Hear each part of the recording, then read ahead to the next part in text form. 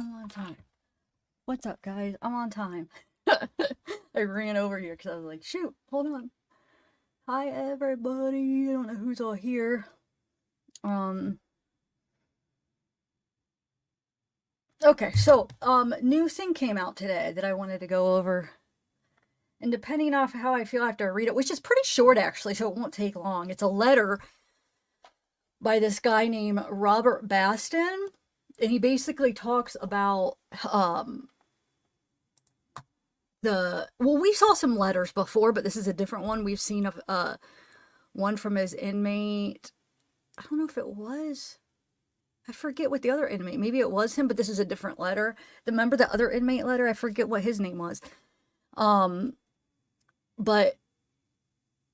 it doesn't go into too much detail about Richard. It goes more into what they're doing to him. But he was supposed to be a witness, like he was going to testify. But he refused to go. Well, you'll see. I'll read it. It's kind of interesting. Hey, Cold Gamer. Hey, Soul. Sweet dude. I put F because I wrote this big, like a couple sentence, and it was error. It wouldn't show up. So I just like typed a letter just to see if my messages were going through, before I typed it out again. And it just happened to be an F. But then I never ended up writing my message. Hey, Clora, Kablura, Carrie. I never know how to say C Bluro Carrie, or I don't know. I forget how to say it. Oh wait, Blur Rose Carrie. I don't know. Hey Mandy, that was a good one. That was sweet dude, sweet dude. Hey Mandy, how many of you guys have already read this? Let me take a sip of this. Okay, so yeah, it is just. Let me bring it up. Might as well just get right into it, right? Or should I wait? The only thing I hate, well, I don't want to say hate because it's not like I hate it, but like when I share the main thing I want to share, and then people come in after and they're like, oh, did you see about this? Let's talk about this. And it was like I already did it, and then I feel bad because I'm like, oh no, that was because it would be the point. It's like the point of my video, and they miss it, and then so that's why sometimes I like to just ramble a little bit so people come in. I know people that. Here's the problem. People that don't make it to the live, people that rewatch it, they have an issue with that. Like, why are you rambling? Why don't you get to the point? But there is always a reason for the madness, you know? And if you're not here live, it doesn't make as much sense to you. But, I mean, that is ideally, or not ideally, it's not even right. I mean, that's exactly why I ramble a little bit at the beginning and say hi. Because I want people to come in, you know? Hey, my three sons. Peyton, did I say hi to you? I've seen it on different channels. Oh, jeez, everybody. I know, I was looking at it like around like 2 or something. And I was going to try to do a pre-record. I'm like, by the time it takes me forever to edit, I was like, I'll just do a live. And I was going to do a live right then. But then I'm like, no, usually I get a better turnout if I do it at night. If I do it in the day, I'm lucky to have like 20 people. Actually, no, probably like 40. Maybe this nighttime won't even be any better, but oh well. Hey Steve. Maybe I will just get right into it. You want to let me mute this. I probably have a mess here. I was gonna hold on a second. I'm gonna give you guys 1 minute to come in, and then I promise when I come back we'll get into it. Okay, hold on.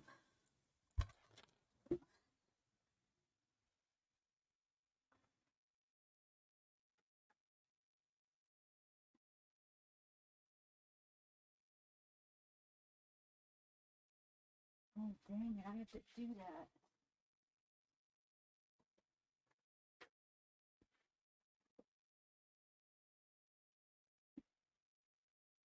Okay, I'm coming, guys.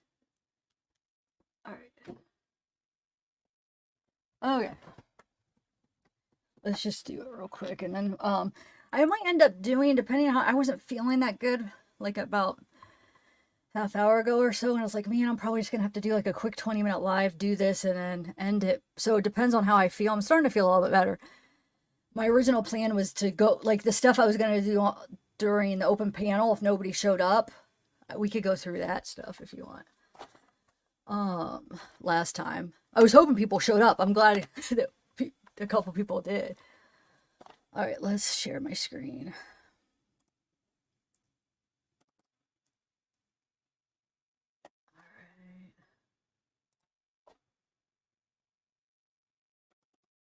Okay, shoot, let's do number one. I don't think we need. How are you, soul? So you could see. Okay, so one, of course, it went backwards. Here's one. Okay. Letter to court. Man, it's hot today in the house. And it's state of Indiana versus Richard Allen. Okay, because it is relevant in the case. Cool dark horse, yay! Okay, so it says, I, Robert B. Baston, 209-210, an inmate at Westville's restrictive housing unit, was subpoenaed to appear in the above case number on Thursday, June 15th, 2023, at 7:30 a.m. in the Carroll Circuit Court, 101 West Main Street, 206, Delphi, Indiana, due to the corruption and retaliation by Westville's restrictive housing unit Stafford officers. I had to refuse to appear in the above-mentioned court hearing due to my safety and fear for my life. I was housed in a cell A2-206 just above Richard M. Allen's cell A1-107 due to being a voice on how Richard M. Allen was being abused and mistreated by corrupt sergeants and officers and administrative staff and mental health professionals in Westville's restrictive housing unit. I was retaliated against and moved by orders of Warden John Gallipew, Captain Gary Lewis, and restrictive housing unit manager Mrs. Tracy Cornett. Okay, and you'll see why he didn't go. He'll go on to, it's crazy. It's so freaking crazy how much stuff. And we'll go over what he's in prison for. I have his case information. So I've been in groups looking, and some people are like, well, he's not credible. But given what we know about everything and about the corruptness and what everybody's saying, it all seems to like, how does everybody seem to have the same story with this crap? Anyway, I was moved to restrictive housing unit B pod cell 201 after reporting Sergeant Brandon Williams and his officers trafficking contraband to inmates in A pod to the Indiana Department of Corrections Office of Investigation and the Intelligence Internal Affairs in a recorded interview on April 28th, 2023. So basically, he reported these officers for trafficking contraband to inmates, okay? But then he got moved to the restrictive unit. So 5 days after the interview on Wednesday, May 3rd, 2023, at approximately 7 a.m., I read that wrong.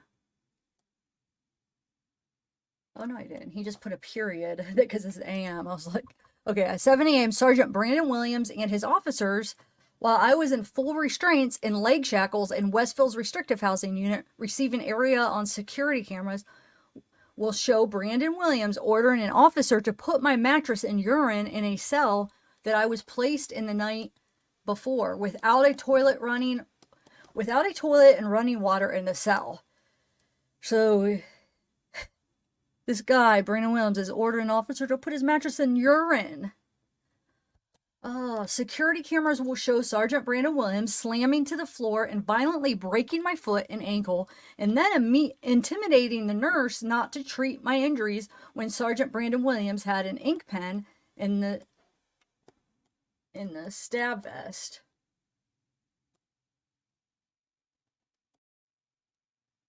Okay, when Sergeant Brandon Williams had an ink pen in the stab vest that he was wearing, stabbed me in the elbow all the way to the bone. I then was placed in a cell 201 in B pod. Then at 10:45 a.m. on same date, Sergeant Brandon Williams gave no verbal command to cuff up at my cell 201 B pod.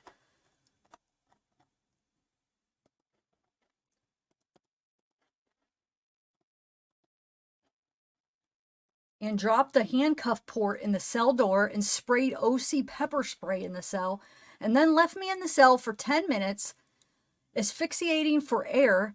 I then was handcuffed and removed from cell out of view of security cameras and taken out in the hallway where Officer Quentin Davis was waiting and told Sergeant Brandon Williams and officers to hold me up while Officer Quentin Davis violently punched me in the ribs and stomach while Officer Mr. Motts kneed me in the face while Warden John Gallipew, mental health doctor Monica Wong, and Miss Bourne were watching the beatdown from outside.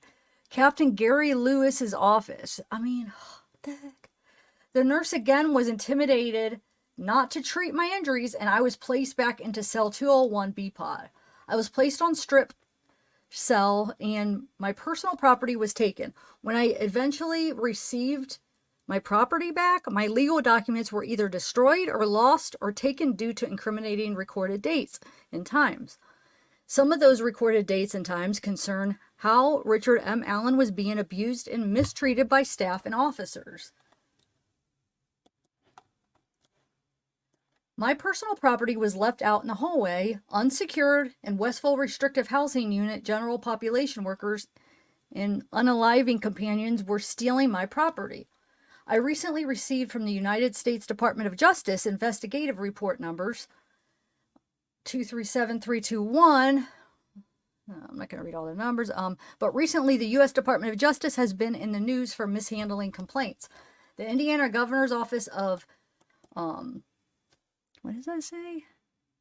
Bondsman Bureau has also mishandled complaints on the Indiana Department of Correction and the corruption going on in IDOC facilities. The Indiana Department of Correction Office of Investigation and Intelligence is allowed to police itself and cover up excessive use of force, assaults on inmates by IDOC staff officers.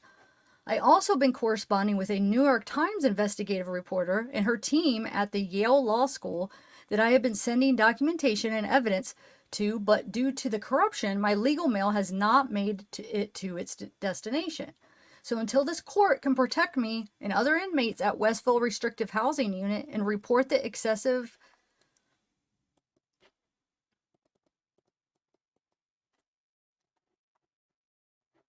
hold on. I must have freaking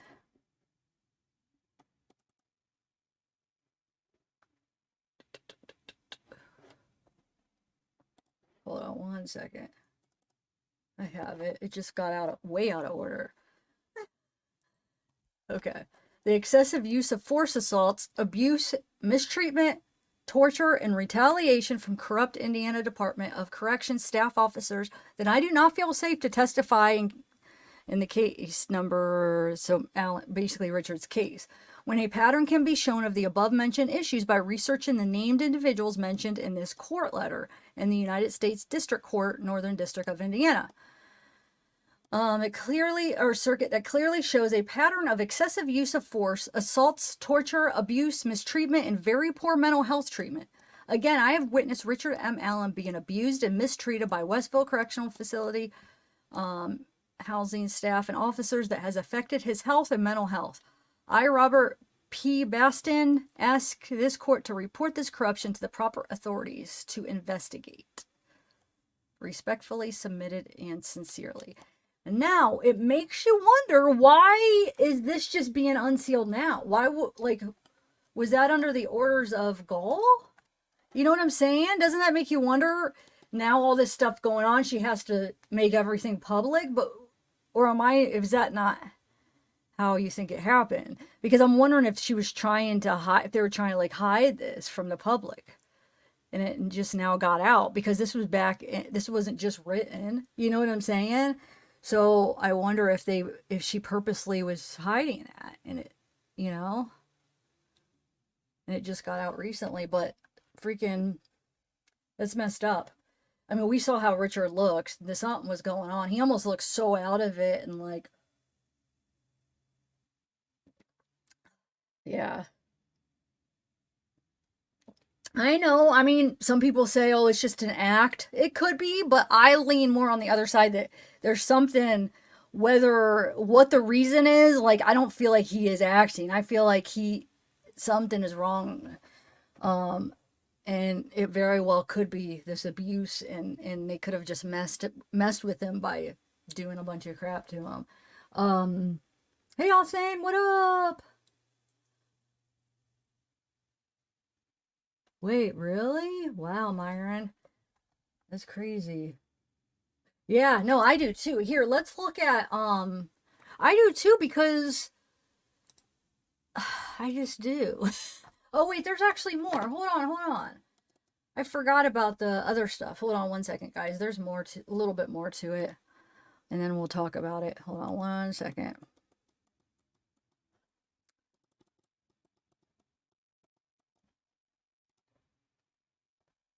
Here's the so it occurred from date 6/14/2023. Reported date 6/14. So June 14th.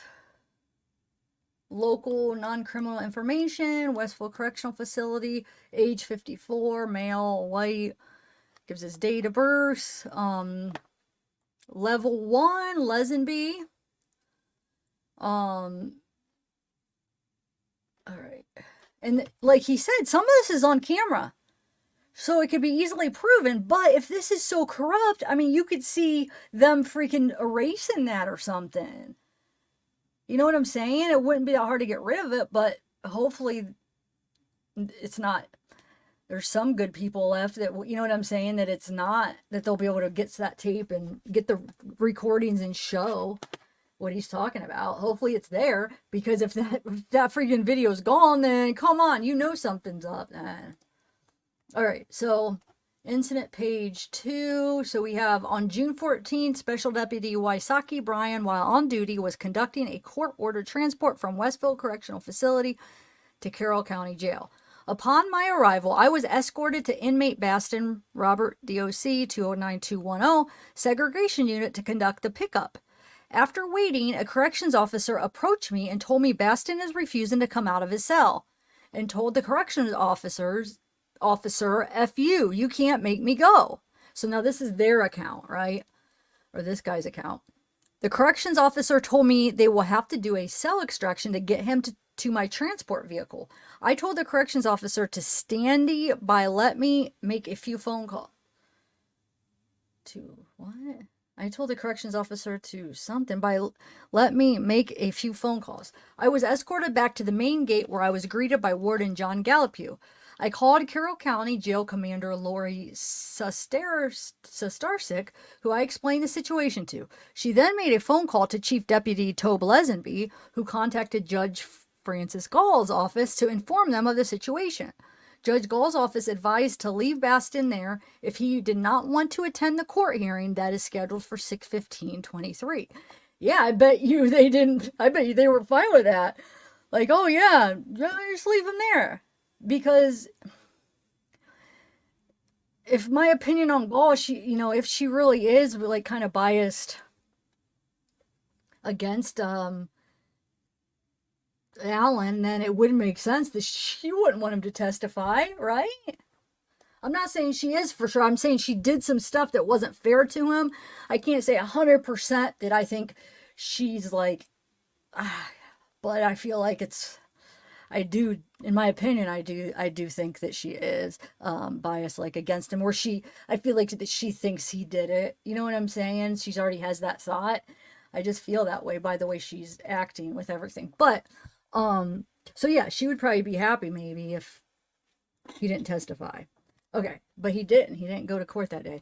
I then spoke with Warden Gallipew and asked if he could provide me with a letter stating that Baston refused to come out of his cell and that he did not want to go. Warden Gallipew agreed he would. He later advised he would bring me the letter on 6/15 to Carroll County Courthouse so I could attach it to this report. And this is all, the reporting officer, Wysocki, approved by Lesenby. So that's all of that. Didn't show up. Don't know if what's going to end up happening, like in trial. Are they going to be able to get him? Is there still a chance? But then he's so scared for his life. And he's basically scared for the retaliation. If he goes and testifies, against how he was treated and, how he saw Alan treated, basically, is the main thing for Alan's case, then he's going to get crap. He's going to get abused. He's going to get, like, maybe even more time. Like, he might not, whatever his charges are, it could affect that. Now, let's look at his charges. He's not the greatest guy either. So the juries might have trouble believing him, his credibility, because, usually when people, like, if you're charged with something and you're a criminal, people have a little bit harder time believing you. It's just the way it is. So, he might not be, somebody could be a criminal and not a liar. You know what I'm saying? So he might be like an honest guy, and yet, because he's a criminal, people already have this view of him. Oh, he's lying, or probably lying. I don't know. I haven't got to, I just kind of skimmed over his charges, but let's read them together. I mean, he did a horrible thing, but it doesn't mean that I don't believe him on this account. I'm talking about Baston, what his charges were. Yep, I'm in Jersey, saying, hey, art of deduction, yeah. Yeah, oh, does he? Oh, I know. I mean, I know we're going to read it, but that's what I'm saying. But it doesn't necessarily mean that just because he did a horrible thing that means he's lying, though. But we'll see. I mean, the fact that he, he didn't end up showing up. Liars can be.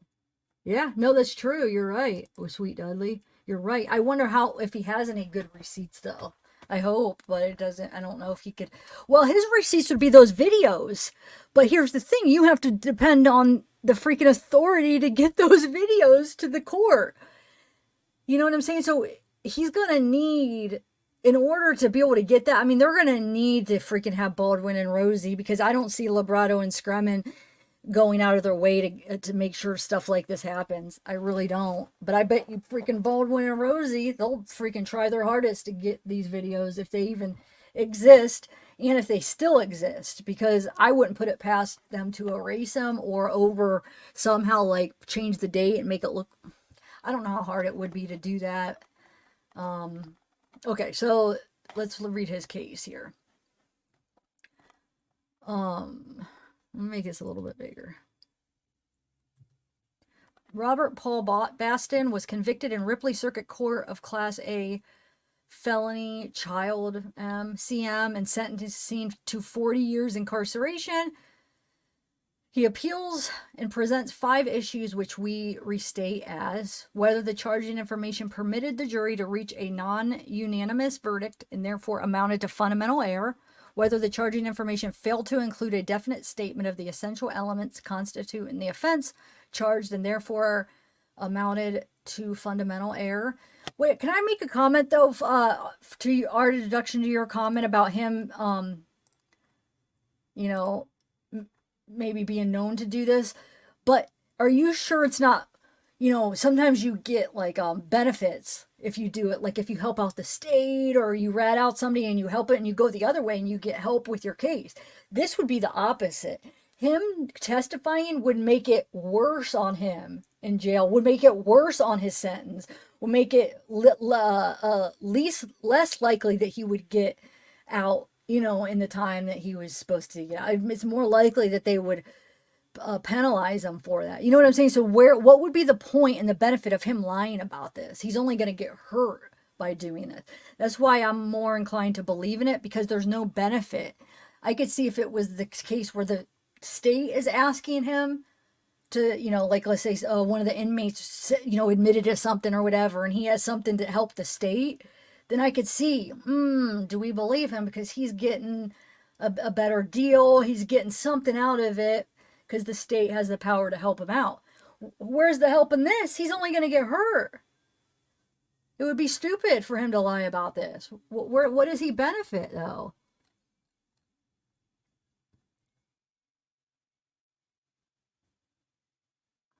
Okay. So whether the trial... Oh, I forgot. I usually have mine on silent, but I was waiting for a doctor's or call. So I put on. Okay. Whether the trial court abused its discretion in refusing to give the jury an instruction proffered by Baston regarding spoliation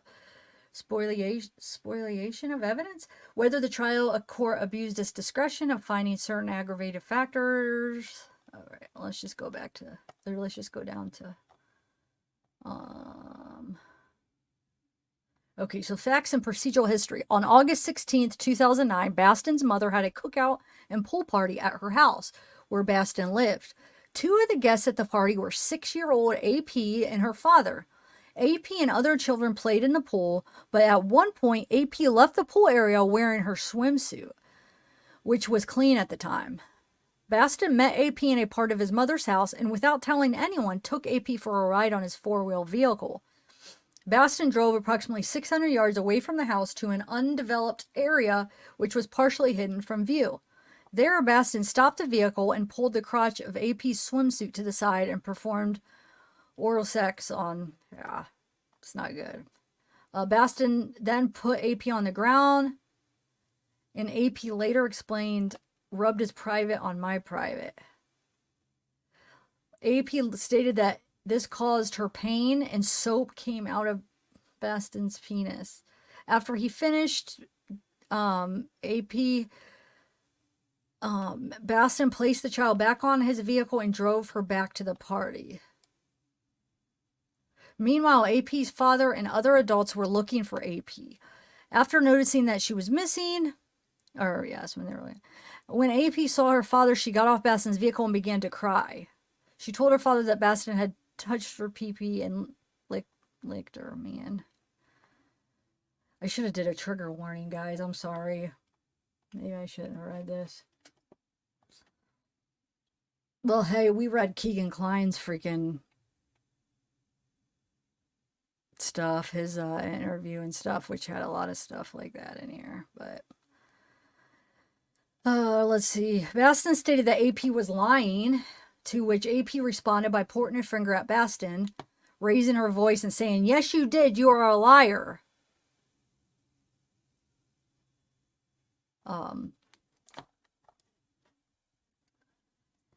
The back of AP's swimsuit was dirty when she returned. AP was later taken to Cincinnati Children's Hospital where she was examined. The examination revealed that AP had abrasions on her posterior. Yeah, she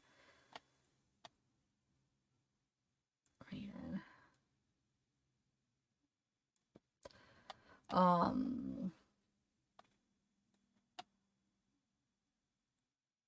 the DNA, there was DNA. The case was assigned to Officer Phillip.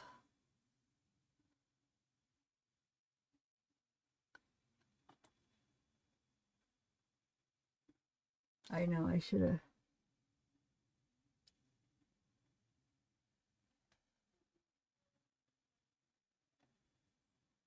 Yeah, I think we got a big, we don't need to read anymore. I think we got a good understanding of what type of charge that was. Let me see if there's anything else that is maybe worth reading, but I don't think so.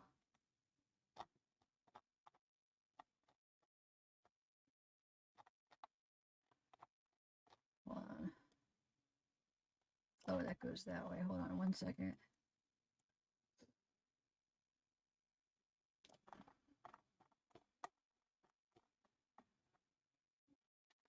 Okay. Yeah, that's what I said at the beginning. I wasn't sure if that was if he wrote the first letter. I had read that I read that in a couple lives. When it first came out, I think, I don't even know when that was, and then I think I read it on a live. I just didn't know if that was the same. I forgot the name of him. So if that was the same guy that wrote the first letter, it doesn't really necessarily change my opinion on anything, but we could look at it. I have it somewhere, that first letter, remember? The inmate that wrote it, he's art of deduction, I think, is saying that was the same guy too. But anyway, so I should find that, because that would be important, because if it's not the same guy, that would even add more credibility to it, but it might be. I can't remember the name of the person. All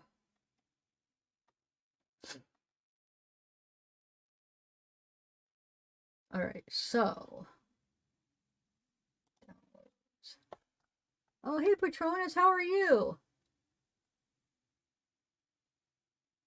Oh, wait. Oh, an inmate, yeah? Huh.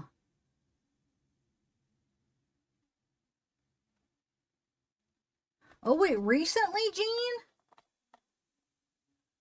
Recently it happened? Or, like, when was that up? I should look it up. Right now I'm looking to see if that letter, but, where I have it.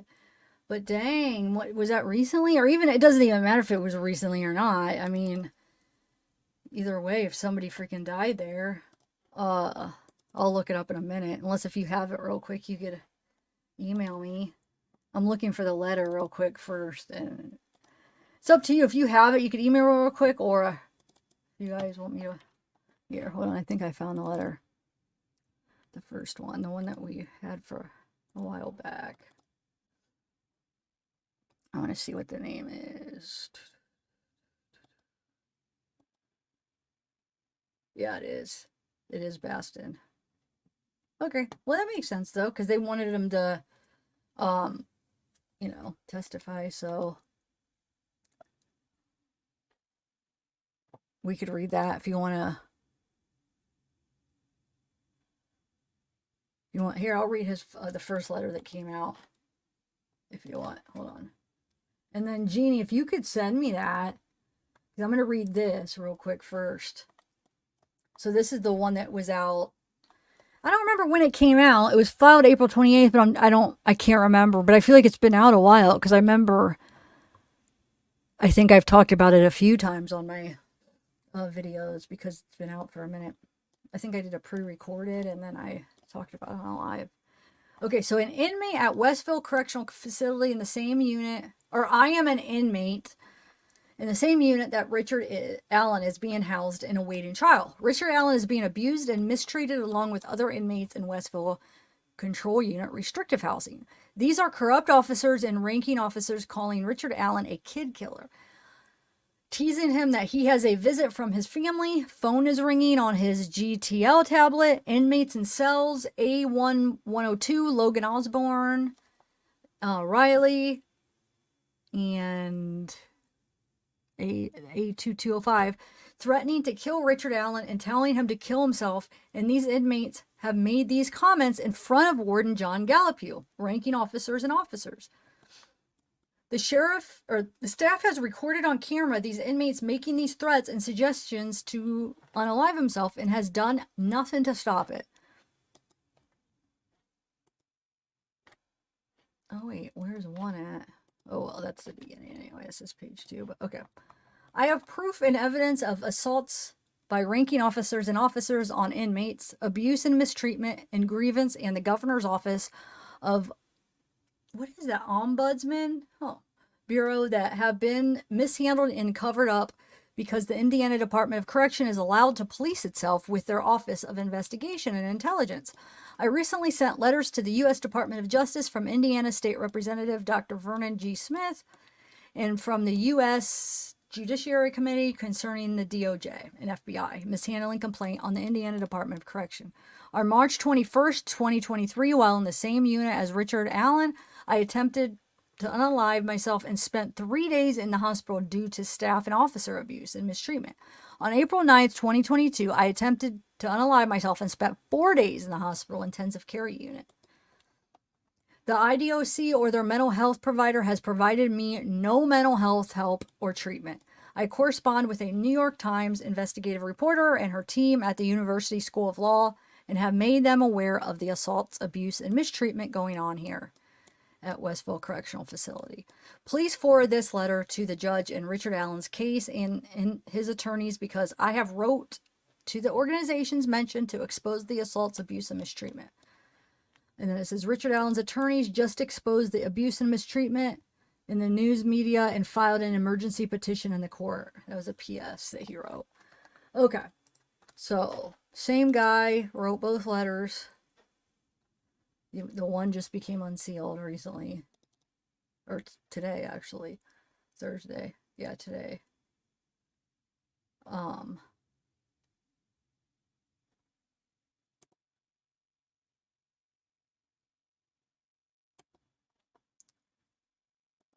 Okay. Let me see what you guys are saying, and then I could do the stuff I was gonna do like a couple days ago. Was zavgirl is Baston still in Westville?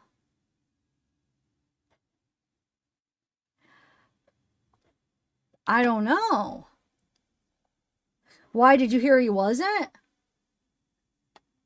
The inmate killed was 35-year-old. Whoa. Oh, wait. Is that the one that Anthony was talking about? Okay, art of deduction. Remember Anthony was talking about that was like the one person that died, but they think Tobe was the one. They think he did it. Remember? I forget. Wasn't it blunt force? Or wait. Maybe it was. They made it look like he hung himself or something. Do you remember? We talked about it. Like this was probably like a month ago. That's another one. I don't know if that's the same one you're talking about, but let me look it up. John R. Taylor. Okay, hold on. Let me look that up. John R. Taylor. Wait, I should put, hold on, what should I put?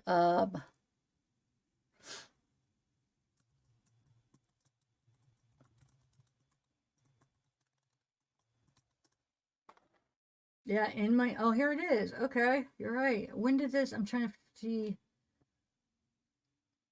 Oh, this was recently. Dang. November 8th is when all these news people are writing about it. So just like last week is when these all came out. So 35-year-old inmate at Westville Correctional Facility died from blunt force trauma, according to coroner. Dang it. That's freaking horrible. The Indiana State Police Division Low Post is looking into the death of 35-year-old inmate. So it was Tuesday morning at Westville Correctional Facility. He was found dead November 7th around 8 a.m. Blunt force trauma. He was serving a sentence for felony convictions out of Green.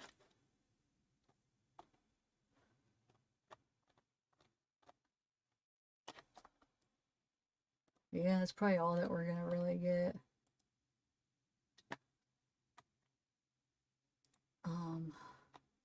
Yeah. Of course, you know what they could say, and it could, I mean, I don't know what the cause was, but you know how other inmates will do, like, kill other inmates. So they could always point the finger. Let's say it really, it is them. They could always say, oh, another inmate must have attacked him. So they might get out of this. If it is, I don't know. I mean, I don't know what happened. Hopefully they'll do an investigation. Hopefully they'll look at the cameras and nobody covered it up and they'll be able to figure it out. But I'm just saying, they could always point the finger at like another inmate. Oh, we don't know what happened. He was just found that way. Another inmate must have got to him. Because I mean, that does happen. I'm not saying that's what I think happened. I'm just saying that's probably what they're going to say, right? Who knows?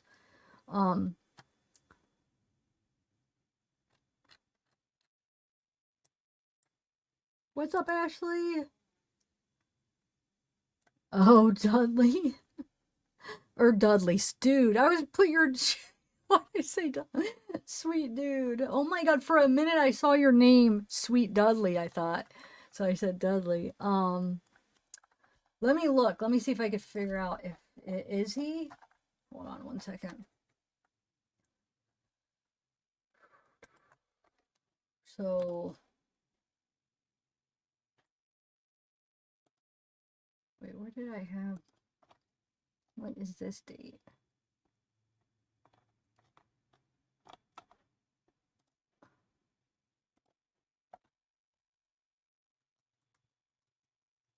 Why, did you, or is there some reason you think he's not in, Westville? I would think he would still, or I don't know, I guess that was in June. So, that letter, He's serving a 40-year sentence.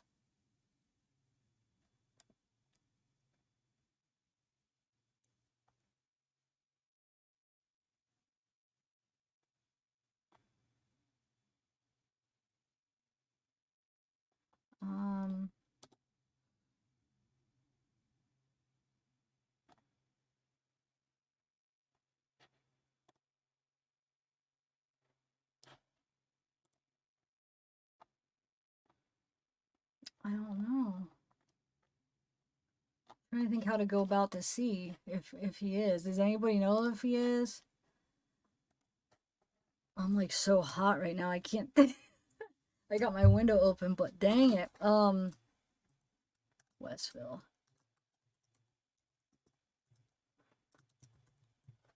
facility. Oh yeah, I'll look him up. Hold on one second. So what is it? Robert P. Baston. Okay. Whew. Database. Inmate search.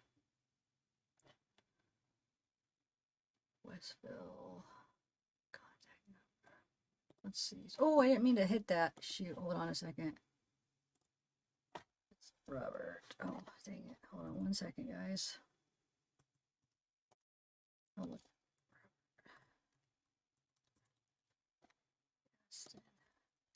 Dude, it keeps freaking clicking on the wrong thing. Okay.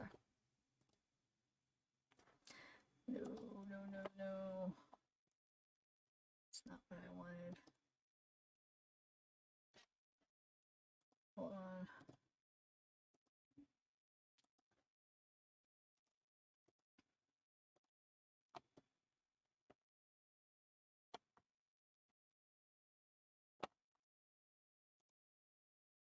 All right. Correctional facility. Just give me 1 minute.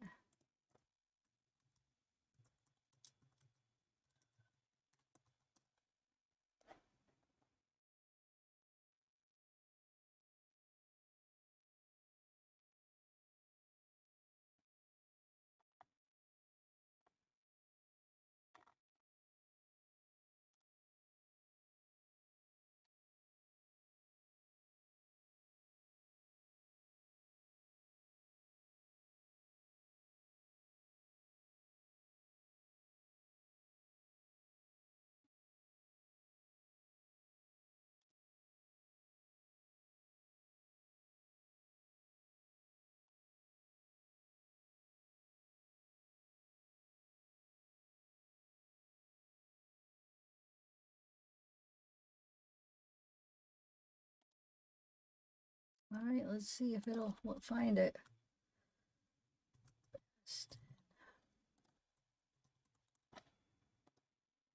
Oh, I actually have the DOC number too. Okay, it says. So we got 40 years FA. Yeah, he's still there. It says he's still a Westville control unit. Yeah. Can you guys read that? Hold on, let me make it bigger.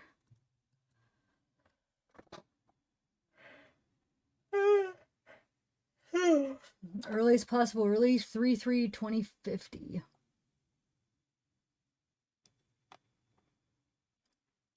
Sentence date 7/16 CM. Yeah.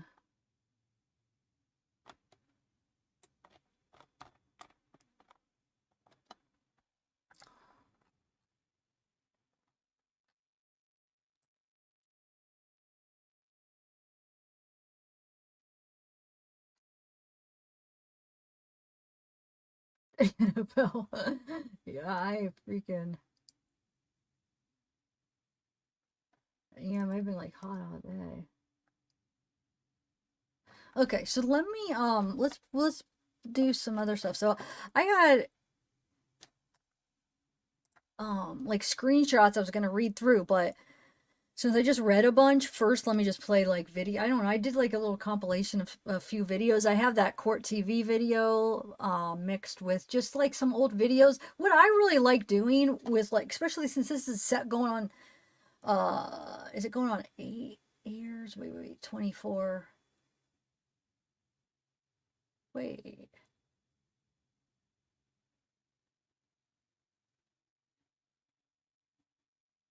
how many years? 7. Oh, it'll be 7. Okay. So it's going on 7 years. I was like, wait a minute. I thought, yeah, so it's going on 7 years. I liked it. What I've been doing is like going back, trying to find old videos.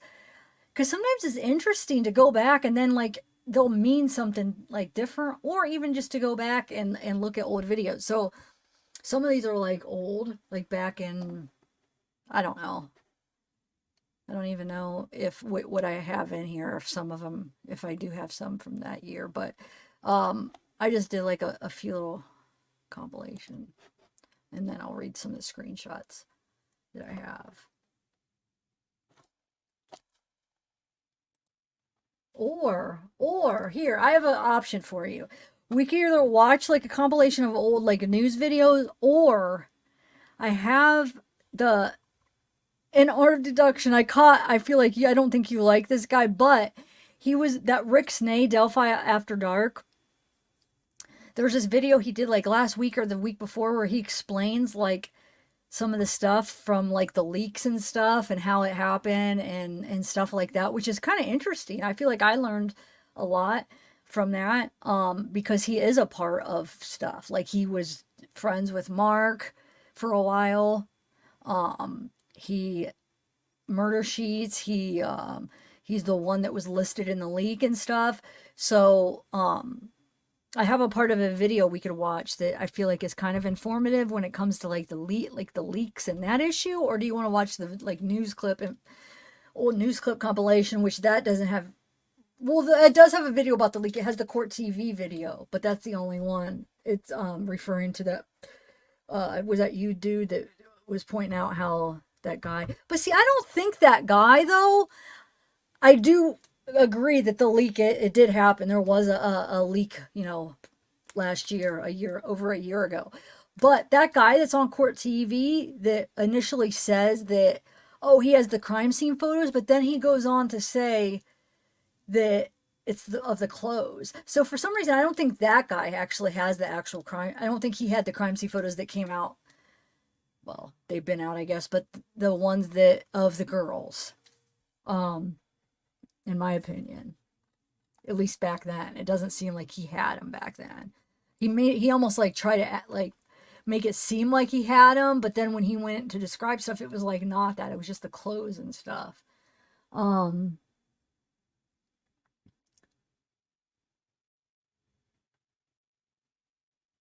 Which one do you want me to play? Okay, yeah, let's do that real quick. We'll do the one with Rick, and then I'll do the other one. Like I said, I have some screenshot. I don't know if I'll be able to do everything that I had planned the other day because it probably will take like 3 hours. I don't know if Mike could breathe that much, but I mean, plus there's a bunch of videos. Okay, so let's do that first. So I timestamp where I wanted. So I wanted to go 4250. All right, 1 second. So this was from like, I think like last week or maybe a week and a half ago. No, it might have been just like a week ago. Hold on.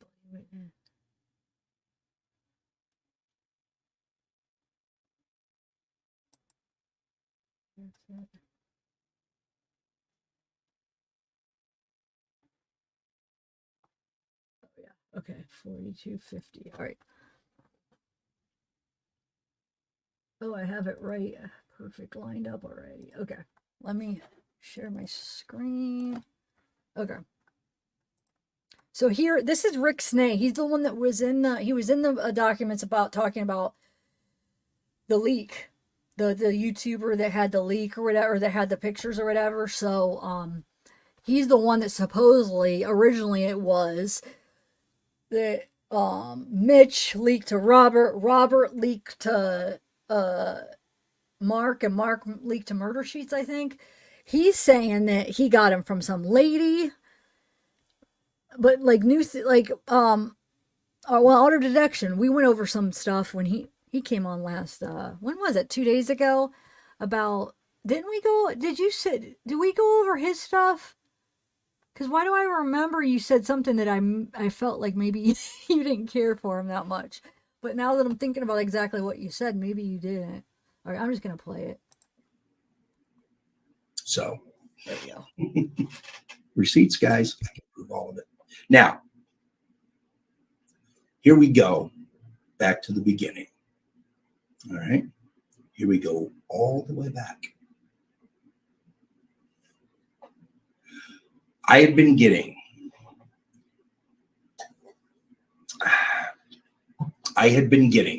information from Mark Robert. I haven't looked back to see how far back it goes. He started sending me information one day, and I was like, with anybody, I was like, who's this guy? So I started listening to him and everything, and the information started panning out. I started being first with a lot of stuff. Now, you've heard me bragging about it, that I was first with a lot of things in the case. And I was getting that info, most of it, from Mark. Now, I didn't know where he was getting it, you know. He said to me something once about, a lot of people say that the defense is leaking to me, but it's quite the opposite, is what he said. Now, I don't know if he meant he was leaking to the defense or if it was the prosecution leaking to him. I don't know what he meant. And I don't want anybody to make it sinister. But that's... I know, I think me and you disagree on this thing, and I think Anthony too. I see it a different way. So I see that I feel like Murder Sheets and Mark, I feel like they're more leaning towards trying to push the narrative of Richard Allen being guilty. And I feel like for some reason I always thought since this stuff's been going on, that Mark and Murder Sheets are getting their information from somebody on the state, like the prosecution, the state side. Now, I know what you told me about the Thomas and the lady and stuff. I think that does make sense that was the first major leak. But I still think that Mark has a freaking source on the state side, like someone that's involved with the state. You know what I'm saying? And I feel like that the narrative they're pushing is that Allen is guilty. And that they're like strategically leaking this stuff for a purpose. Like, I don't know how, but I do think that it was all planned where somehow they were able to freaking get Rick's lawyers, get that whole thing that happened with them. Like, they're disqualified. And then this stuff was out way before. So I just think that there's something that I'm missing here, and there's something more. And I don't know how they could have pre-planned that, but maybe it was just a coincidence that he used that, like that it ended up happening, that Mitch did that, and then Mark jumped on that to then, he saw that opportunity, perfect time. And then he just went on with his plan, and then it could have just like developed after Robert gave him the pictures that he already had, that Mark already had, but he pretended that that he didn't, and then Robert gave him to him. He pretended that he's just now seeing him, maybe, and then he used that to be like, let's blame Robert and Mitch and get the freaking defense in trouble. And then because I think they want Richard to go down for this, and I think that they are teaming up. There's some kind of inside source with the state side. I really think. Does anybody else think that, or is it just me? Yeah, Paige. I do. I think that their source is they're feeding them this information, at least Murder Sheets, because Murder Sheets says that they always are the first with everything. And I think they're giving them information under the, okay, but you push this narrative and we'll give you some information for your podcast. I don't know. It might come out and I could be totally wrong, but when this stuff first happened, that's where my mind first went. Like, oh my God, I think, especially with Click, how they only read a part of Click's statement. They didn't read the part where it would have made it look like, oh, that the defense were talking some facts. I don't know. I do. I think that they're getting information and they have to push this certain narrative for it. That's what he said. Okay. A lot of people sent me screenshots of him saying things that made Richard Allen look guilty. And he asked me, or I asked him, I said, what about these clips here? And he said, well, the guy that was giving me the information didn't want me to look like I was getting it from the defense. And I had to make it look like I was unsure whether Richard Allen was guilty or innocent and so forth. Okay. But keep this in mind. He's telling Rick this, knowing Rick has, I don't want to say he has a big mouth, but Rick talks a lot and he has this channel and he he probably eventually knowing he's eventually gonna talk. So Mark's, I think, smart enough to make it look like, think about that. He's saying, oh, I don't want it. I'm giving this information to make it look like, I can't make it look like I'm getting it from the defense. Actually throwing a little thing into Rick's head, making it think, oh, he's getting it from the defense to go along with this whole freaking theory or this whole idea that it's the defense that's leaking everything when I think it's the state. And I do think, and in no art of deduction, I do think that your leak too, that first leak, I do think that happened too. But I still think that they have a freaking source on the state side that is working for the state or has that agenda. I do. But I know that Mike Thomas and the girl, what's her name? I don't even remember her name, that's suing, that lost actually. But I do believe that, yeah, he had it and that could be a big leak. I'm not, yeah, I totally, you hit the head. Yeah, I really think that happened. Can't even talk. But I also think that there's more than that, is what I'm saying. So I'm getting this information, and then I get a message from Mark, and he's telling me that he has heard. Oh, thank you, Miss Persevere, new member. He had heard the extra recording. Okay. The extra part of the recording that they hadn't shown. And he said that Down the Hill actually came before Guys, and that they were taken to, you can hear talk of a shack in this video or in this recording, that you hear him tell the girls to get undressed and everything. And then the girls are saying they just want to go home and everything. Mark told me this. And I said, dude, somebody's pulling your leg, because none of that's true. I said, Down the Hill does not come before Guys. The recording is essentially intact.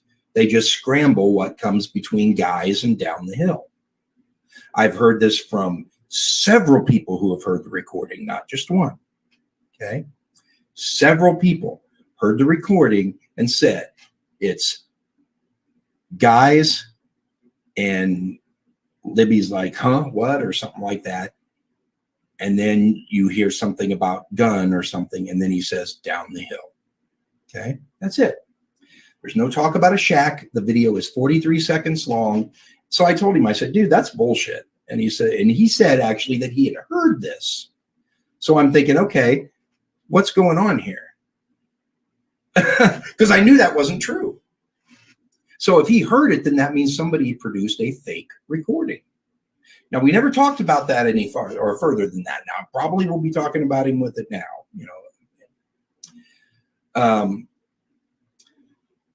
What do you guys think about that? So why is Rick so sure that Guys Down the Hill is that order? Because I've heard that it's people, a lot of people think it's the opposite, like that's not the order of it.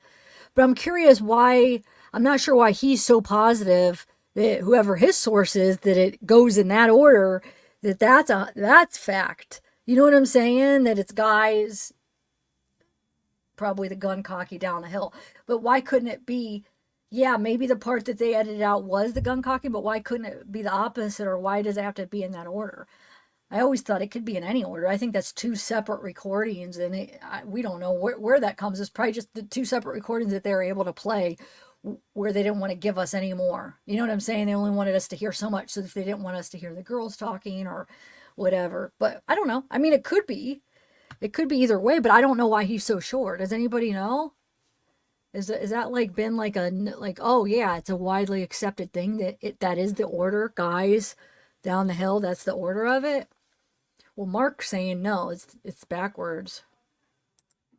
But then flash forward here, a couple of months and everything. I'm not hearing from Mark as often as I used to, okay? And then one day, I saw the F tree photo, and I reposted it in the Delphi Let's Chat group or whatever, because so many of them in there were trying to say, oh, that's just a blood spatter, that's a blood smear and all that, because of what Court TV put out, which was a leak from the prosecution to Court TV through Barbara McDonald. Barbara McDonald, who has gone from essentially blaming Ron Logan to now being a mouthpiece for the prosecution. So, I can't, Monica, I can't do it right now. I'm in the middle of a live stream. I'd have to go, I have to go find you. I have 100, hundreds of people blocked, but I will unblock you. No, I'll unblock him, El Gaucho. I talked to him. Okay. In fact, he actually told me something that if it's true, was very helpful. Okay. Now, we have talked, and I trust that he's going to be a good dude about it. Okay. We've come to an understanding. He admits he was wrong about me. ATS, I'm not sure it was one of the mothers, or he was either one of the mothers or it was. Hey, True Crime, what's up, Anthony? Yeah, no, I know. He thinks Ron did it. I've heard him say that before. A lot of people do. I don't see it being Ron. I don't even think when you if you put the bodies next to each other, they don't have the same bodies. But I do think Ron could be involved in somehow. I don't think that's that weird to think that, because there's a lot of fishy things about Ron and about everything that happened that day. And so I can't say for sure that he doesn't have some kind of part in it. I wouldn't be surprised if we find that out, but I don't think he's a bridge guy. And I don't know. I mean, if I were to guess right now, if I had to say yes or no, if Ron did it, I would probably say no, that he wasn't involved, but I would not be surprised at all if we find out he was, is what I'm saying. But like I said, I don't think he's bridge guy. I don't think his body does not look like him at all. But yeah, no. But there are a lot of people, Anthony. If you go in groups, haven't you seen? There's a lot of people that think Ron's bridge guy, actually. Just fine. Everybody has their own opinions. You know what I'm saying? There's a lot of different opinions. It's just crazy, because it's like 7 years worth of people looking into it, forming, their own stuff and their own theories. Was Becky, but I think it was one of them. Yes. Okay, Sleuthy, you're right. Guys, don't distract me, please. I'm just going to turn the chat off. I can't do it. I'm sorry, guys. I got to talk. We got a lot more to talk about. So the F tree is posted, right? I repost it and say, still think it's blood spatter? And then I realized after I reposted it, the name of the person that posted it originally was Mark Robert. And I was like, I contacted him. I said, hey, man, what's going on? I haven't heard from you for a while. I said, anything new? And he said, yeah, just really sensitive information. And he said, I suppose you saw the F tree. And I said, yeah, I did. He said, yeah, just really sensitive stuff right now. I said, okay. This was probably about I'll go check it for sure, but I think it was about the 3rd or 4th of October. Okay. Now, I have confirmed with Robert. He sent the crime scene photos. Okay. He got them from Robert Fordson. My source, the person that sent them to me, got them from Robert Fordson. I didn't know it at the time, of course, but I didn't get them from Mark. Okay. Mark mentioned that he had crime scene photos. I didn't ask for them. See, I could have had them right then, but I didn't ask for them. Now, because he said he had crime scene. You're saying that he's the only one that kind of fell for the whole like manipulation of making it look like Ron did it, because Mark was one of the ones. Because I noticed those texts with Mark and between Mark and oh my God, I can't even think of her name, but I know that he made it seem like it was I mean, he made it look like he thought it was Ron too at the moment. So it was, why though? Okay, why did they want to push Ron? Mark, I mean. And now he's trying to push Alan, I feel like. It's weird. Photos. I didn't ask for them, and he didn't persist. I thought, well, maybe he's talking shit. When he says crime scene photos, maybe, Chris Todd, I have crime scene photos. They weren't crime scene photos. They were photos of the clothes in the creek. That's not a crime scene photo. So,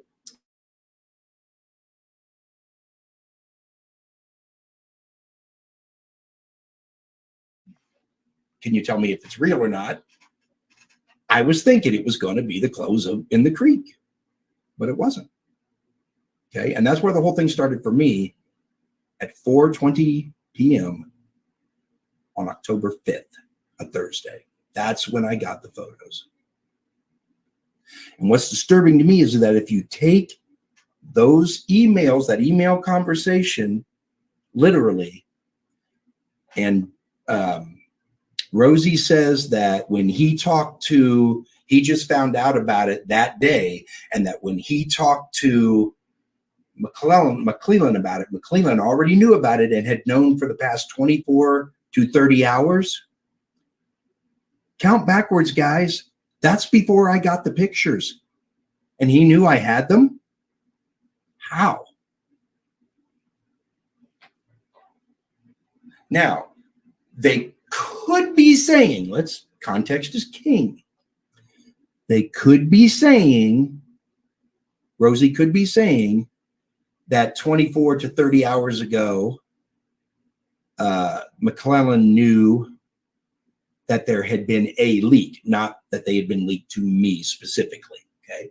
That's what they could mean. But Rosie doesn't say that. He says, I just learned that a local content creator named Rick Snay claims he has crime scene photos. And he said that. But see, pit bulls, I understand that. But see, I feel like people that are so dead set in their way, and then they learn stuff and they refuse to change, even if there's new information that is right in front of their face, but they won't change because this is what they've said, so they have to stick by that, even though if it's obvious that, dude, look at this information, look at this evidence. I don't think there's anything wrong with as you learn more stuff and you're willing to change your mind because you're learning new stuff. I think that is awesome, and a lot of people cannot do that.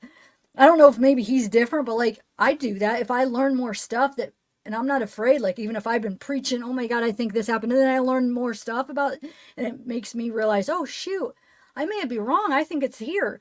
And then I change. I don't think that's flip-flopping. I think that's learning and being able to admit that, whoa, I might have been wrong here. I think it's this.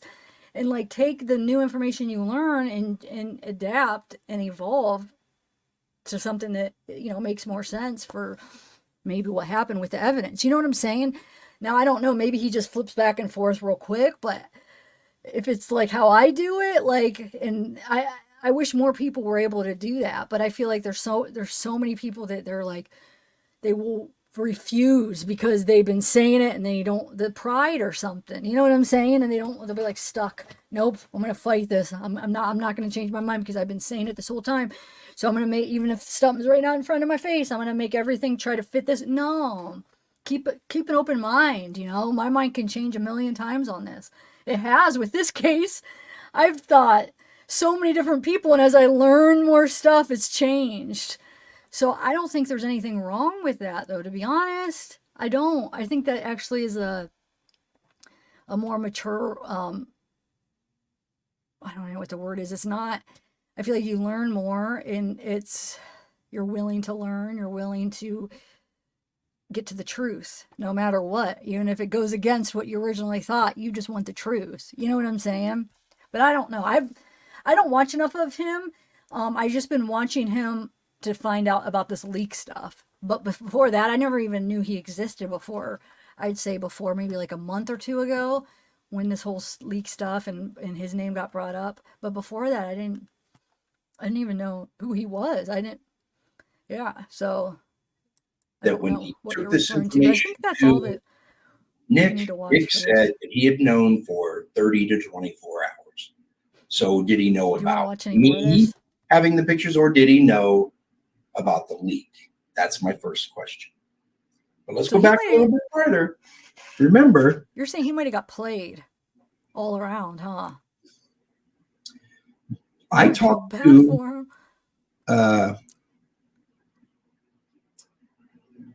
Mark Robert. Okay. I'm trying to think if he says anything else. Now, I admit I haven't listened too closely to Murder Let me Sheets, skip a minute. hacking and everything, and I didn't want to hear a recounting of it. All still there, I think and I would advise you to go grab the mistakes that they made. Oh wait, hold on. I don't remember if I. Mark says, We'll listen to a couple more. okay, here's Murder Sheet's story. Yeah, we'll listen to this. They say Mark got a hold of them in the early morning hours of October 5th. Okay.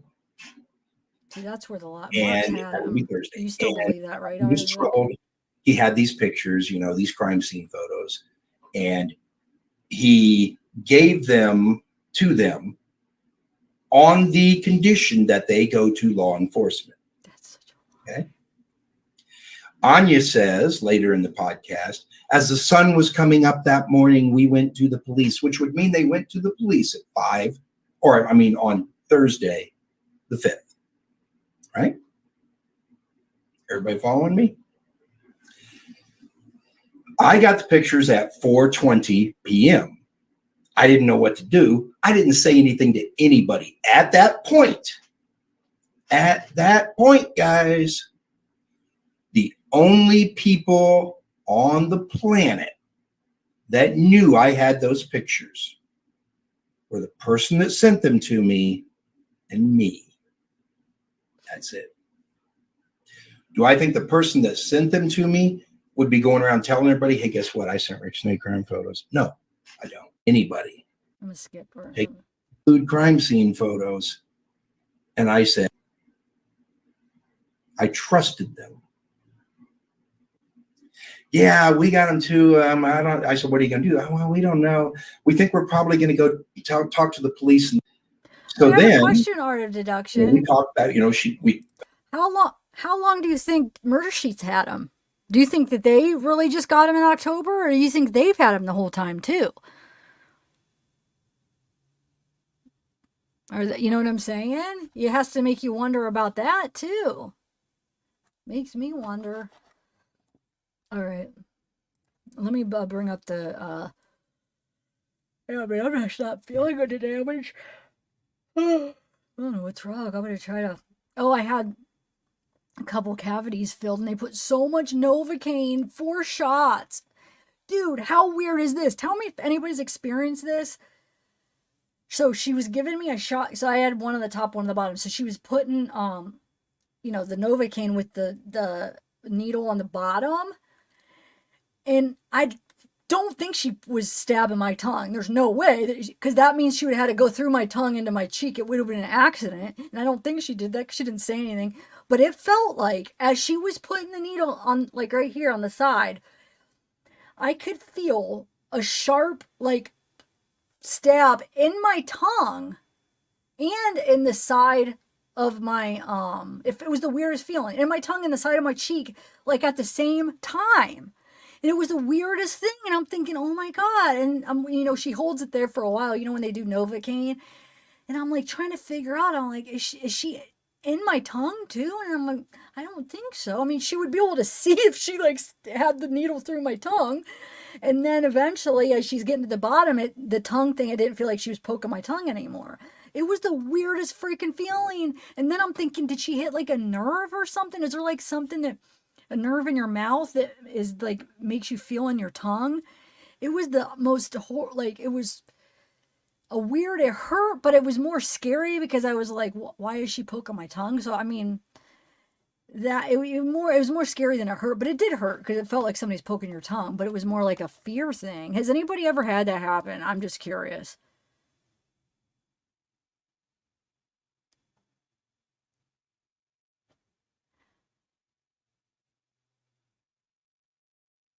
Well, no, she wasn't poking under my tongue. She was poking on my cheek, okay? Like the side of my cheek, like on the other side of your teeth. Not on the side of your tongue, but the other side of your teeth. She was putting a shot of Novocaine. But it felt like that she poked my tongue too as she was poking there. So I felt the poke over here and on my tongue. So imagine how weird that is. Because they're not in the same spot. So you're feeling your tongue. And so is there a nerve on this side though? I get under the tongue, but she wouldn't be stabbing under the tongue. It was on the side.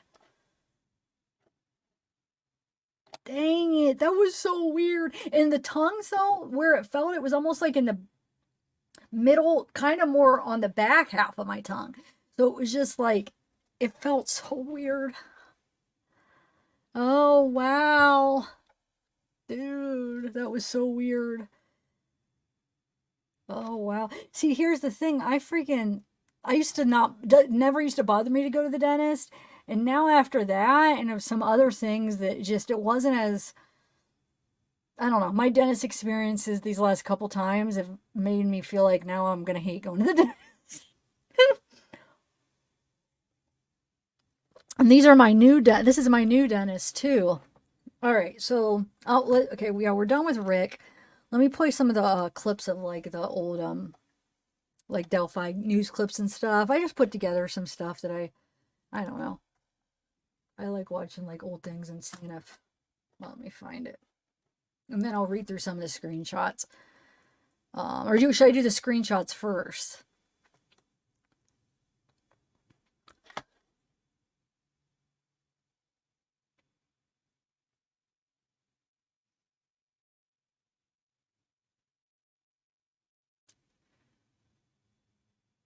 Oh, okay. So you're saying Robert maybe had those before it was said, but then how did the whole Mitch thing? So was that like a plan? That's what I don't understand. I think that happened too, right? Because why would they say that and risk like the Mitch Westerman? Like what? I don't think that they would just say that and risk like Baldwin and them admitting that and then just risking their job if it didn't happen. And that's where I can't make out that whole thing. If the Mitch one happened, right? It's just that it was another leak. But then where does Robert? You're saying Mitch didn't give it to Robert? Robert already had him? I don't know. That's like too much. That means Mark and Robert would have already had him. And then Mitch gave him to him or Mitch never gave him to them. I don't know what you're saying yes to because I asked a couple questions though. All right, I'm gonna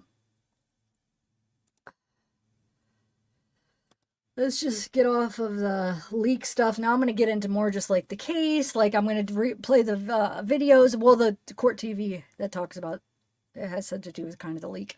And then the screenshots are more just like random stuff about the case that I got, like when I'm like going through groups or Reddits or whatever, and I find like interesting things that I think are interesting, I'll screenshot it because I feel like if I think they are, you guys would, or if I learned something from them, you know. All right, so let me play this video. Let's see. I'm gonna skip the screenshot part and start it at 13:36. Okay.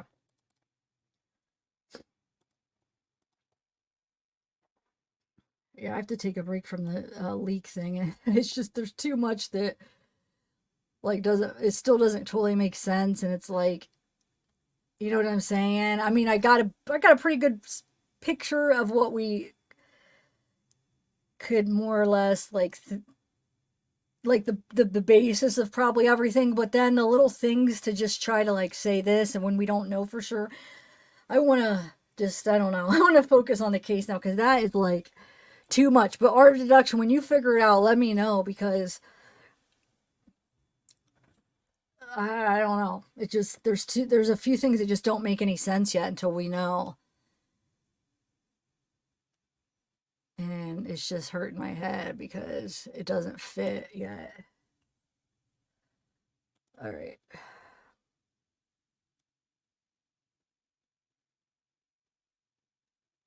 It's crazy. Since though. their killings, Even if you watch like well, videos that are like, well, I guess it's not that, but I feel like there's some videos I'll watch, so that'd be like 2017, that it almost looks like it's like they're really old and they're only like, you know what I'm saying? Like the style seems like you could tell that they're old videos.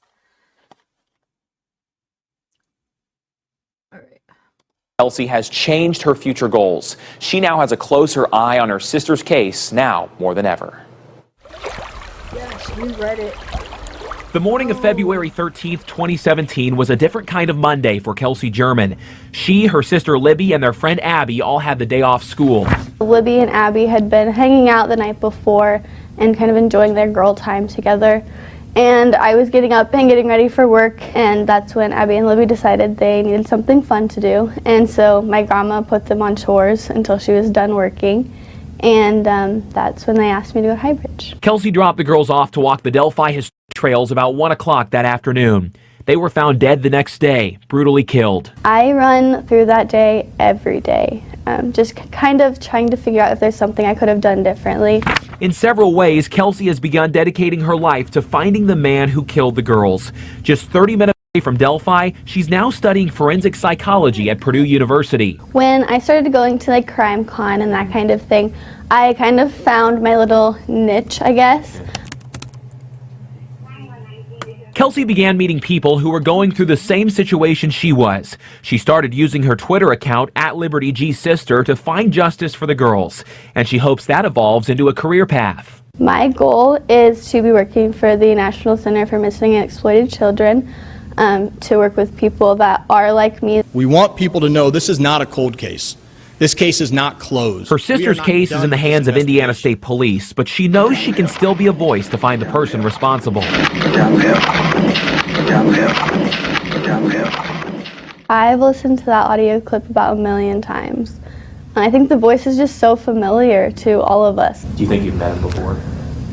Sometimes I wonder, and I think after we heard that he was local, it became more of an idea that I might have talked to him. Like maybe I met him at Dairy Queen or the gas station. Even though the man has been on the run for 3 years now, she's trusting investigators. After I started my forensics classes, I understood more of why we don't have all the answers. But I think the support system that I'm creating right now has helped me through it so much that I'm no longer in the spot I was in 3 years ago. I don't want this person to do this again, and if he has, I hope I'm able to help that family and be part of their lives eventually.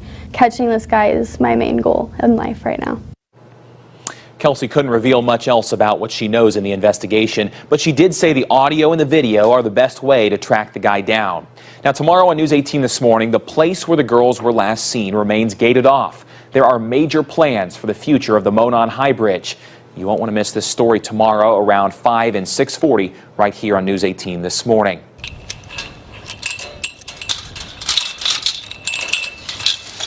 The trail leading back to where Abby Williams and Libby German were killed is blocked off. Many think it's because of the homicides, but actually $260,000 worth of renovations are underway right now on the Monon High Bridge. It will be a destination.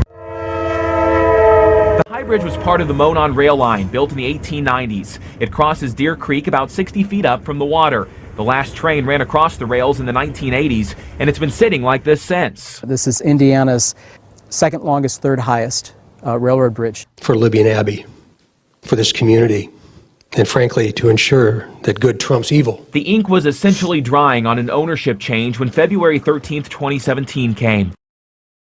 Found it. I didn't realize there was any things today. It's pretty long though. I guess it's 18, 20, 19 pages. Do you want me to read it? I haven't even read it yet. I didn't even know it came out. It's dated for today. Yeah. Well, I'll play the rest of this part of a clip and then we could read it. I don't even know what it says. All right. Yeah, we'll do it in a minute. Is it pretty interesting? I thought you were talking about the thing that we read on Anthony's Live the other day. It actually transferred from CSX to Indiana Landmark just days after Abby and Libby were killed. We pulled off any activity out here. We held off on pre-development work, soil testing, surveying, knowing that investigators needed to be able to do their job. Now, 3 years later, the bridge is becoming a pedestrian trail. Thanks to a grant from North Central Health Services, crews have just finished repairing a damaged pier. The next phase begins early this summer to deck and put up rails. The western third of the Monon High Bridge, about 300 feet in total, right out to about that second platform there, will be paved and decked. The eventual goal is to finish the entire bridge with a path that connects all the way back to Delphi. Following February 2017. Oh, really, Capricorn? Okay, I didn't know. Yeah. I cannot quit yawning. Hold on 1 second. All right, we can finish this later. All right.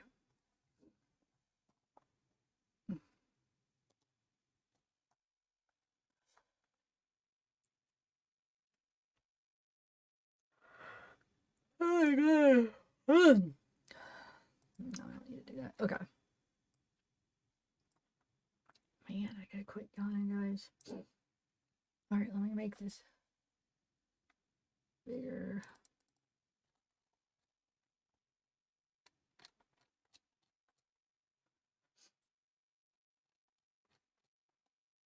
Wait, so this is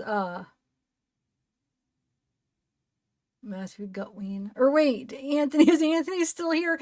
I don't know how to pronounce it. I have to go back through your messages. I know I said it wrong. I forget how you said it was. But okay.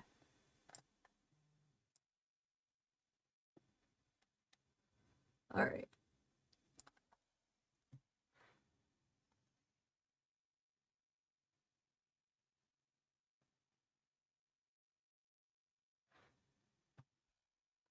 Okay, so respondent, the Honorable Francis Gall, special judge.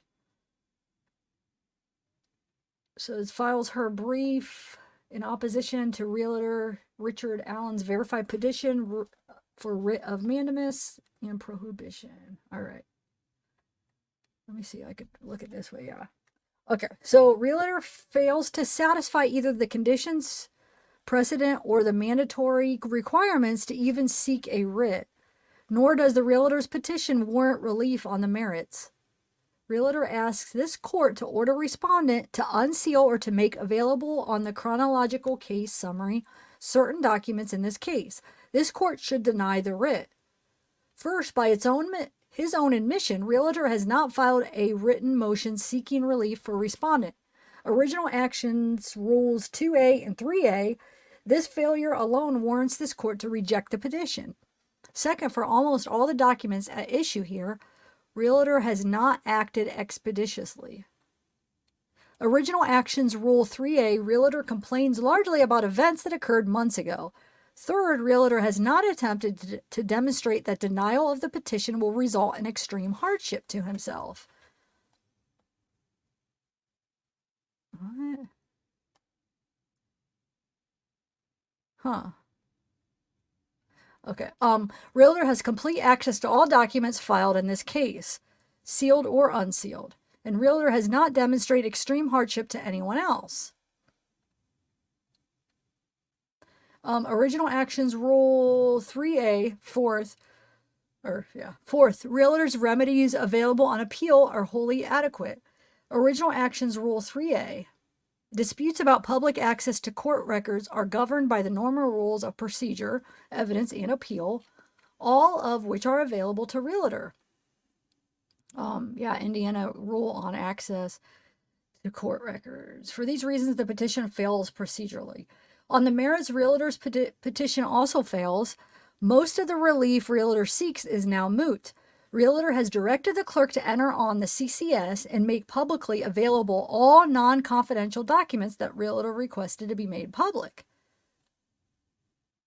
Moreover, respondent is under no duty to maintain the CCS. That is the clerk's responsibility. Indiana Trial Rule 77A and 77B. Nor does the realtor identify an absolute duty respondent violated. Yeah, but she was having things stricken, and isn't she the ultimate say of what could be on, what is on the documents, what's public and what's not? Am I missing something? She's saying, oh, it's a clerk's responsibility, but you're the one controlling that. I don't know. Maybe I'm missing something. Anyway, so nor does realtor identify an absolute duty respondent violated. Realtor is wrong when he suggests that the parties agreed that documents would be sealed without valid grounds to do so. Wait, what is wrong when he... Nothing of the sort happened here. Finally, it bears emphasis that the court has never issued a writ granting the type of relief realtor seeks here. Writs are reserved to provide extraordinary relief, not to manage the CCS. Oh, I'm on the wrong here. Standard review. The Supreme Court has the power by writ of mandate and prohibition to confine a lower court within its lawful jurisdiction. So, gives us case state, City of New Haven versus Allen Superior Court. Writs of mandamus and prohibition are extraordinary remedies which are reviewed as disfavor and may not be used as substitutes for appeals. Original Actions Rule 1, see also generally state ex rel. Goldsmith versus Superior Court. This court will not issue a writ unless the realtor has a clear and unquestioned right to relief, and only where the trial court has an absolute duty to act or refrain from acting. Okay. Argument. Realtor does not meet the conditions precedent or mandatory requirements to seek writ. Realtor has failed to satisfy the conditions precedent or mandatory requirements for filing an original action. Based on its procedural deficiencies, the petition should be denied. Realtor admits that he failed to comply with conditions for original actions to seek relief from the trial court.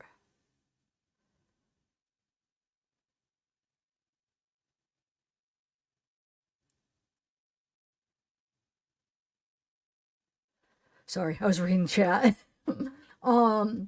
Original Actions 2A and 3A required realtor, before filing his petition, to first raise the issues presented here to the trial court in written motion. Realtor admits he did not do so. Petition at 18 through 20.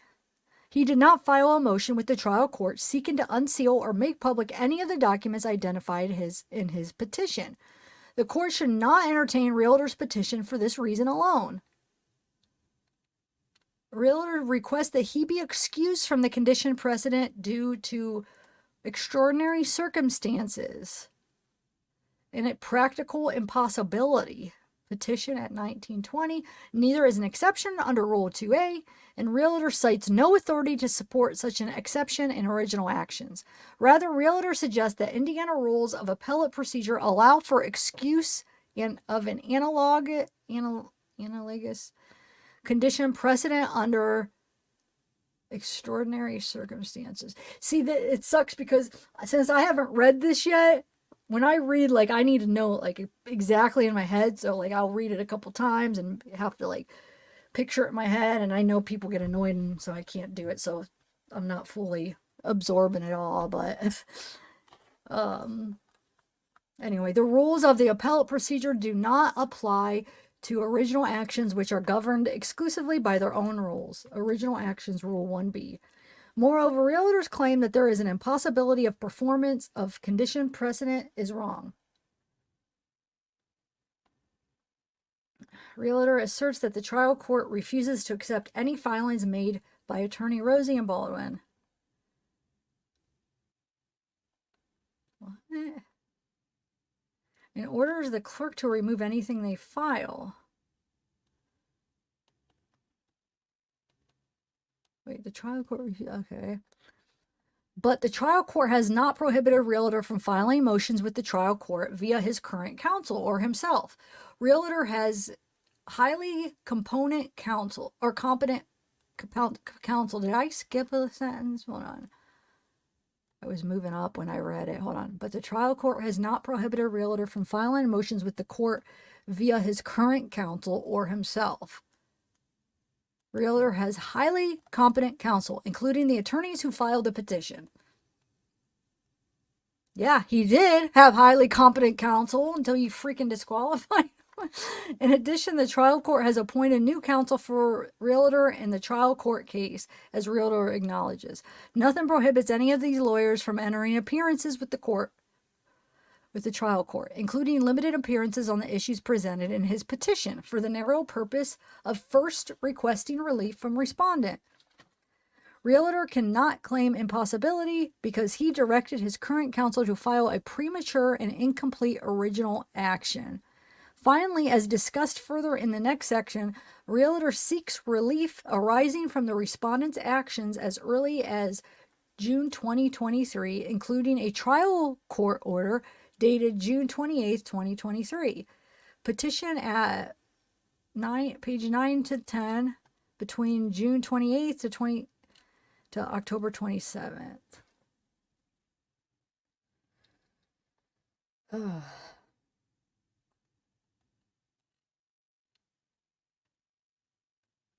So realtor had ample opportunity to file written motions with the trial court challenging the court's decisions, but realtor never did. Realtor's compliance with Rule 2A was not an impossibility, factual, legally, or practically. The court should deny the petition for this reason alone.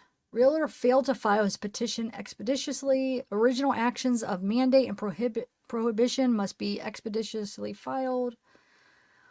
Although no specific statutory provision describes the time for judicial review, such action must be brought expeditiously and without unnecessary delay. For example, this court has found that a delay of 42 days was too long to seek writ for this court. Realtor baldly asserts that the application has been made expeditiously, petition at 15, but realtor seeks relief from actions that occurred on the following dates. And it lists out these dates. One of them is the Frakes memorandum. You got the DOC inmate, trial court, Carroll County Sheriff. Okay. And then Allen's verified notice of continuing representation, motion to disqualify, the transcript, and the motion for continuance. Okay. So realtor filed his petition on October 30th. That was 42 days after realtor filed the September 18th memorandum. Wait, original finished petition. Okay.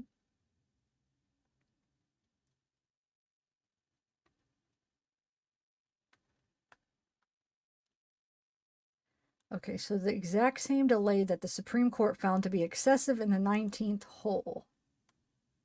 The delay from July 5th letter to June 28th order and the June 20th filing, or even longer.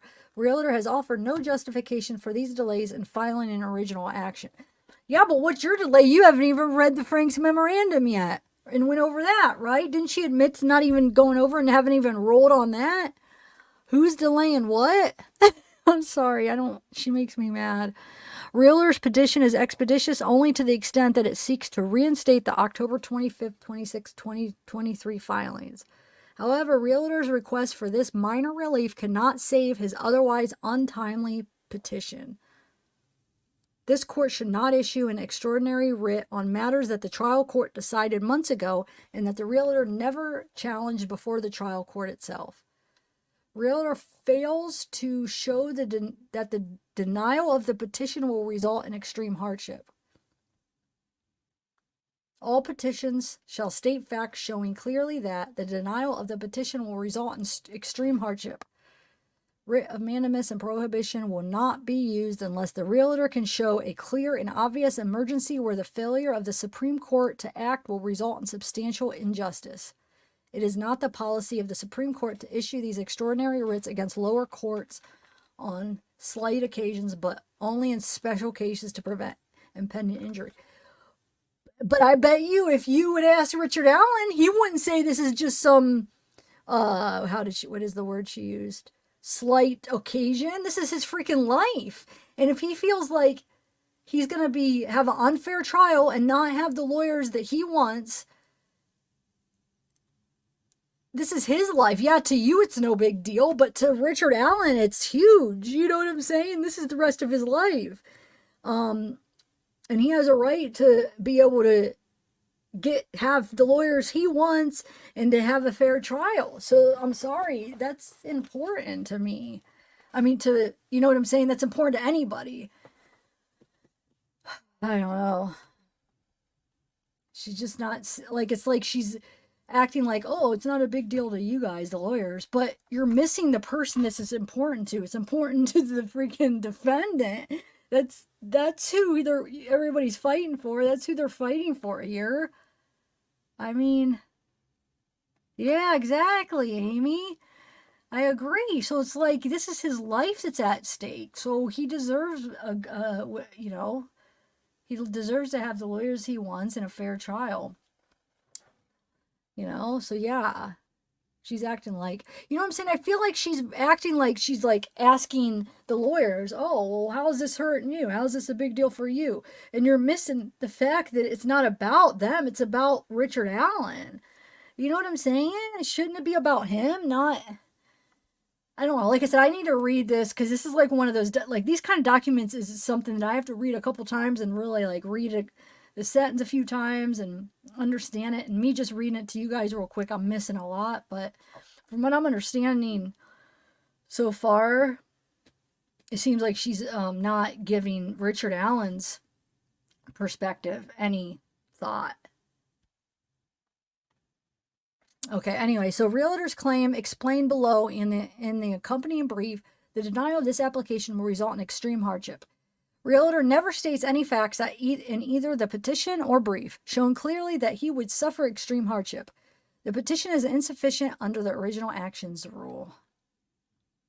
Instead, Realtor argues that restricting access to the court records at issue generally harms the public, but stops well short of arguing that it causes the public extreme hardship. More importantly, Realtor never alleges that he would suffer extreme hardship. If the documents at issue remain publicly inaccessible, nor can he, as a party, Realtor has complete access to any court documents, regardless of whether they are public or confidential. That documents are under seal does not hinder in any way Realtor's defense of the criminal charges against him. Although Realtor raises arguments about the Sixth Amendment right to counsel, these claims of harm have nothing to do with the relief he seeks in the petition. Okay, so maybe, see, that's why I don't understand all the legal stuff, like if this has nothing to do with what I'm thinking. But I think it does, because this is their way to be able to get the Supreme Court, you know what I'm saying, to get them to understand like the whole scope of it and to see like the unfairness, right? I feel like the bigger picture it does, but I don't know. Like, I would like a lawyer to maybe explain like this specific filing maybe should be taken separately, but I feel like it all relates. It should all be taken into account. Realtor fails to show the remedies available by appeal will be wholly adequate. What page are we on? All petitions shall state facts showing clearly that the remedy by appeal will be wholly inadequate. If a court decides erroneously, the remedy is through an appeal. What page are we on? Okay. Far too frequently, writs of prohibition and mandate are sought to be used as a shortcut to an appeal on the merits, which cannot be done. Realtor's petition asserts that his remedy available by appeal will be inadequate, but Realtor again fails to demonstrate why appellate remedies would be inadequate, wholly or otherwise. The Indiana Access to Court Records rules specifically contemplate parties must use the ordinary appeals process to resolve disputes arising under this rule. Access to Court Records Rule 1D. For that reason, this court and the Indiana Court of Appeals regularly entertain appeals regarding access to court records.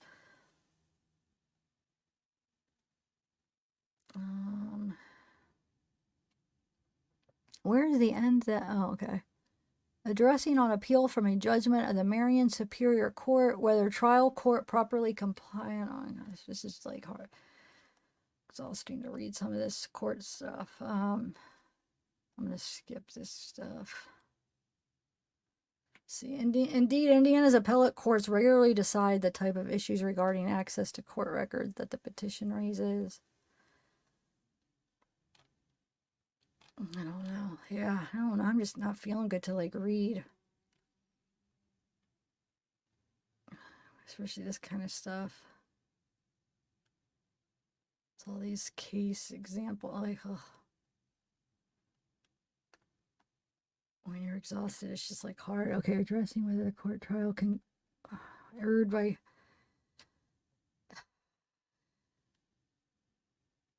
materials obtained by the wait, where are we? Oh my god, it's moving on its own.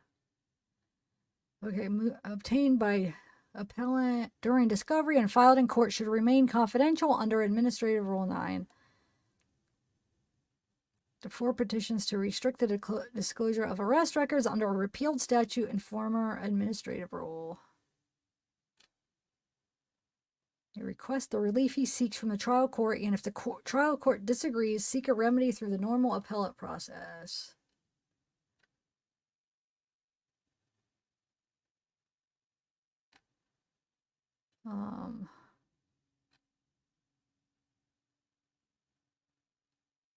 I don't know.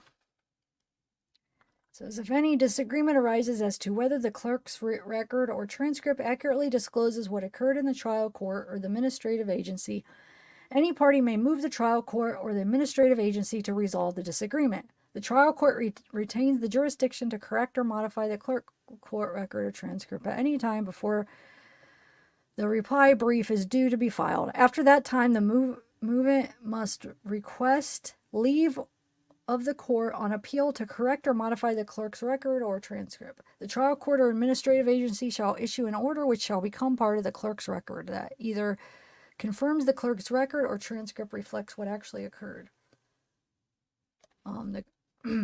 Corrects the clerk. I don't know, guys. I don't think I could read the rest of it.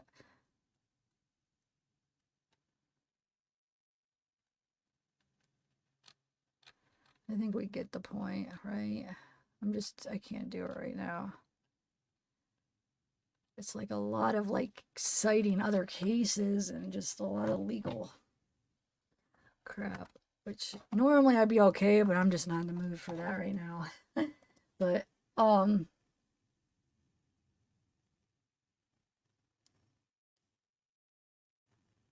what's the 2 big points? I mean, you already told me the redacting of the names, but that hit on that shorter document that we read during Anthony's thing. It talked about that, how the redacted names. So that I already saw that from the other document. She made a big deal about that, about redacting the names, which I agree with that. Like, I mean, I don't argue. I don't. It doesn't upset me like some people. I think it's fine either way, but it is a thing that is a thing. You know what I'm saying? It's like a law or a rule that a lot of people have. So I understand that. Like, so either way, I wouldn't be mad either way. But I understand that argument that people want that.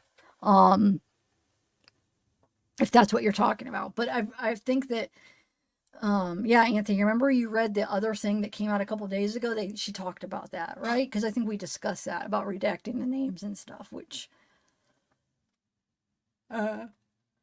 like I said, it's a thing. It's a thing, so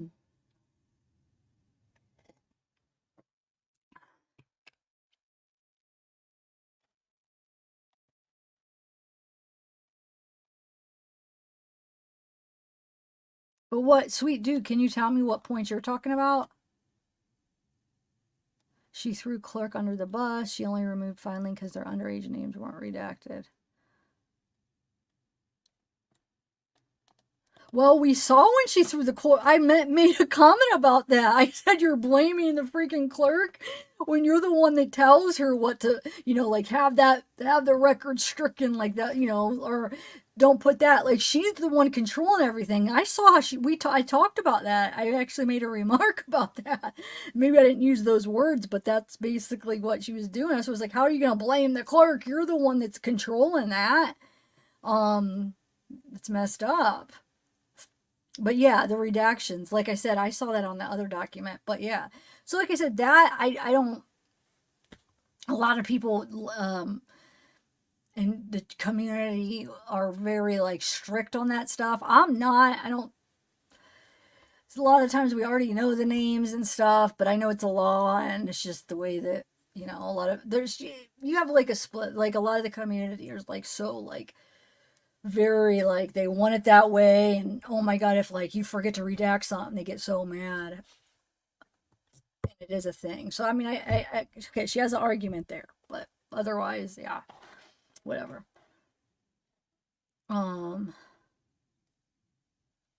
Yeah, that's the thing. I can't believe she's blaming the clerk when she controls that. I caught that. That's just so messed up, dude. I wonder if the clerk is what if the clerk she's reading. Well, obviously she sees this. Wonder what she's thinking about that. I mean, I guess she can't really do anything, right? Wonder if she likes her.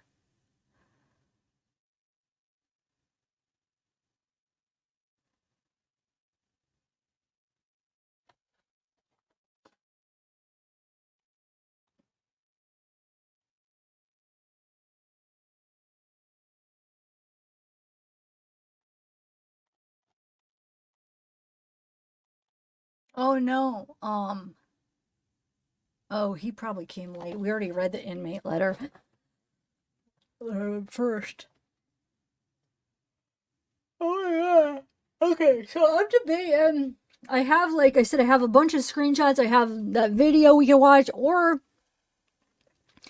I could end this live and do a live on a couple of other new cases. The one case is now about a week old, and I've been meaning to just do a live on it, and I keep getting stuck on Delphi, and I don't have time. And when I do go live, I end up, since I haven't been doing that many lives because I just haven't been feeling that good, I end up doing it on Delphi. But I've been wanting to do it on that case. And then there's another case. There's two cases that would be interesting to talk about. Plus, I still have to talk about the Saeed case that we never did. What would you guys want to do? It's up to you.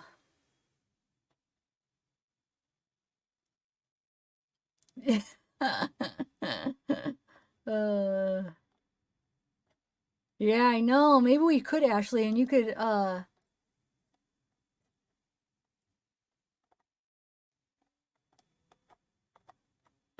come up.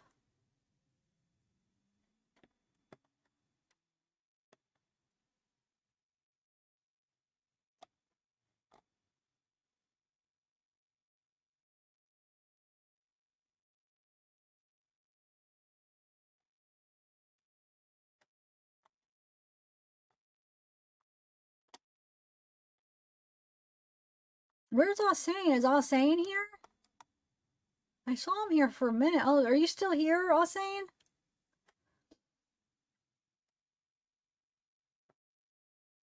Wait, what was that for? Having an argument with the person not even here. What? I know that was a minute ago, but I'm trying to think what does that mean? I don't know. Okay, let's do a poll. Because I can go either way. So I'm going to do a poll. I'm going to do a poll real quick of what you guys want to do. All right.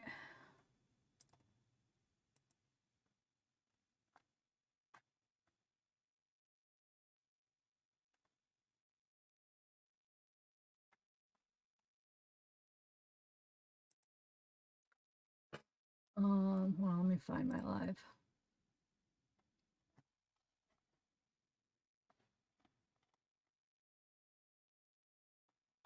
Hey, Derpstein.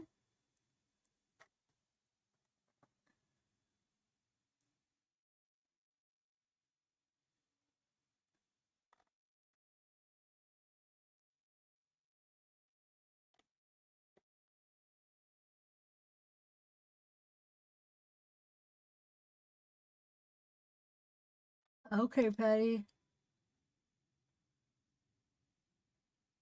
It's 3 times before you found out. It's cool though. Sorry.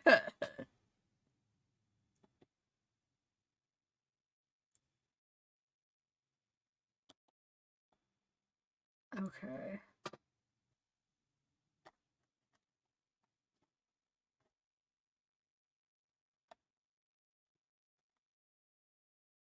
Hey, Colette. All right, I'm going to do a poll and see what you guys want to do more.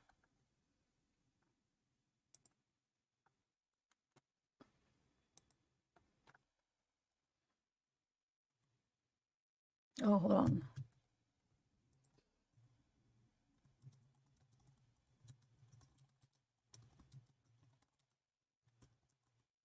Oh, wait, hold on. Do you guys want to? Okay, hold on. Oh, that's a Q&A. Hold on, I did the wrong thing. Poll. Okay.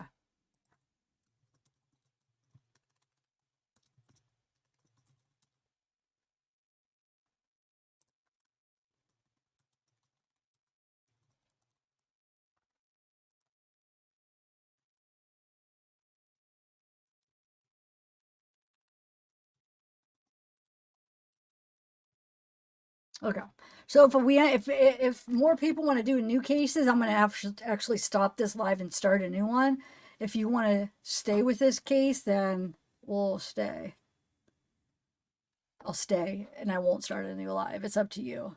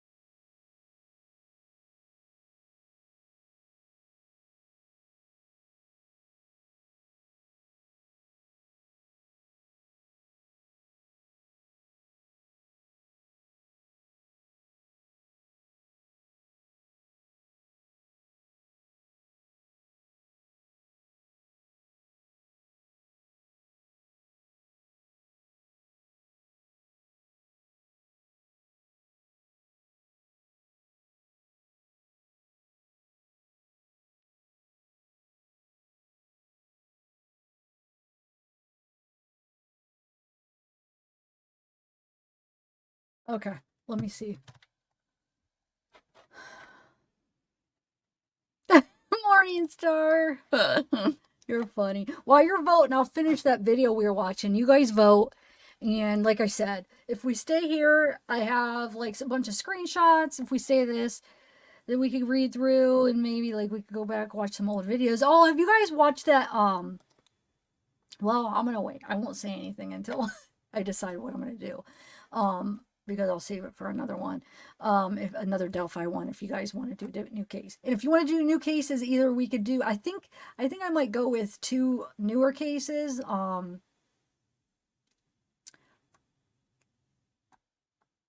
Should I tell you the 2 cases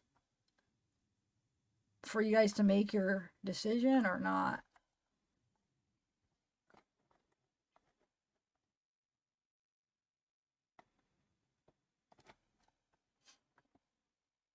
here, I'll put this up. Trail safety became a really important issue. Our motivation before was really preservation. And then following those events, it became preservation and trail safety. The city of Delphi is working too. A $1.2 million grant from the state will help pave the trail, widen it 10 feet, and help with soil erosion. This is one of the assets that this community has that a lot of others don't, and a lot of others want to emulate. If you see the successful communities in the state of Indiana, they're trying to put trails in. They're trying to make it pedestrian friendly, biking friendly. And despite the bridge's tragic past, Indiana Landmark says people are on board for a new future. There's not been resistance, and the community really has continued to support this effort.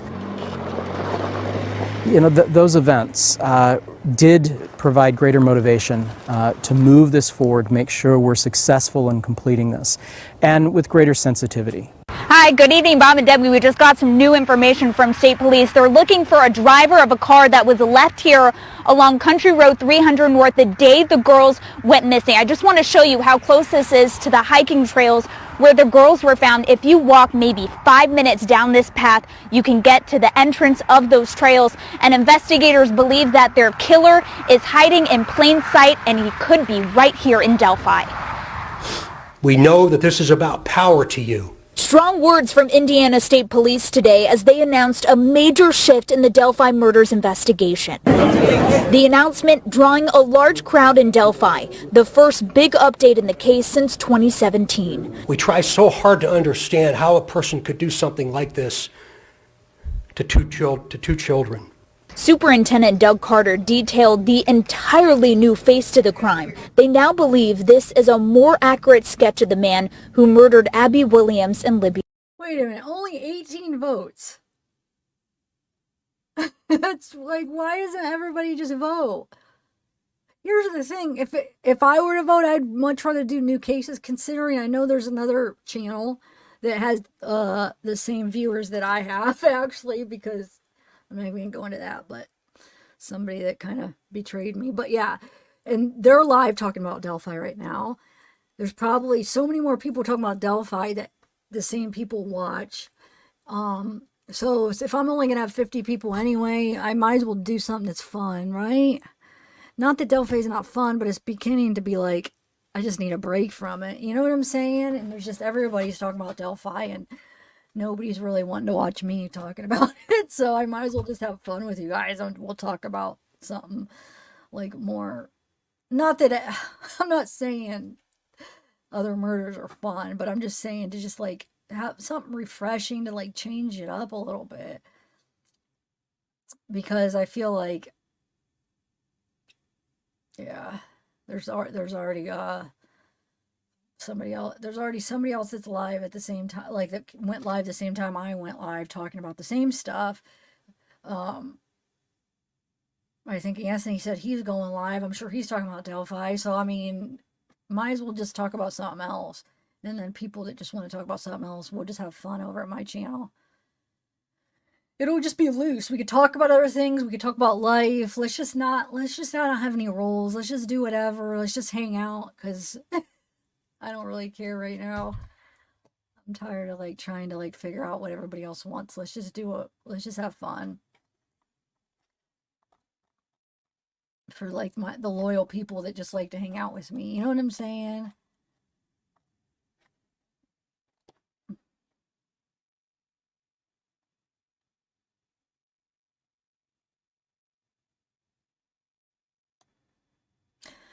I mean, I trust me, I am burnt out, but it's not like I'm not done with it or anything. But I mean, like, I feel like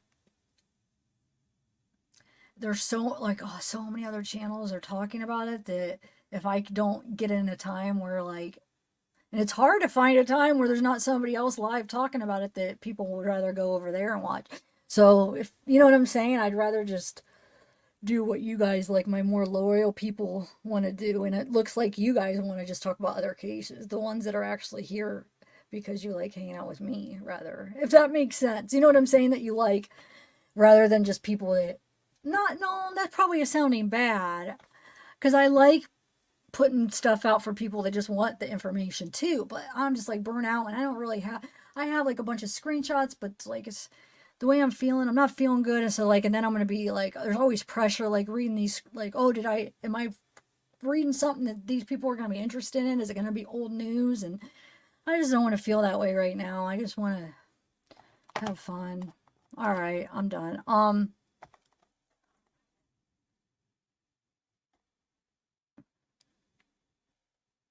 May, where have you been? I haven't seen you in dang months. Like a few months.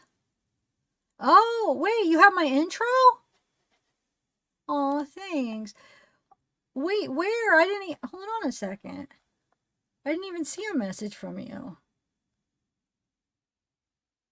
Oh, a photo. Oh.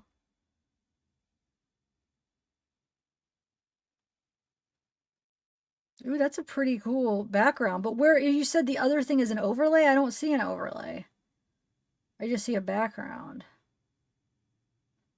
That's pretty cool. I like it because I like the brick thing. You probably noticed that I use bricks a lot.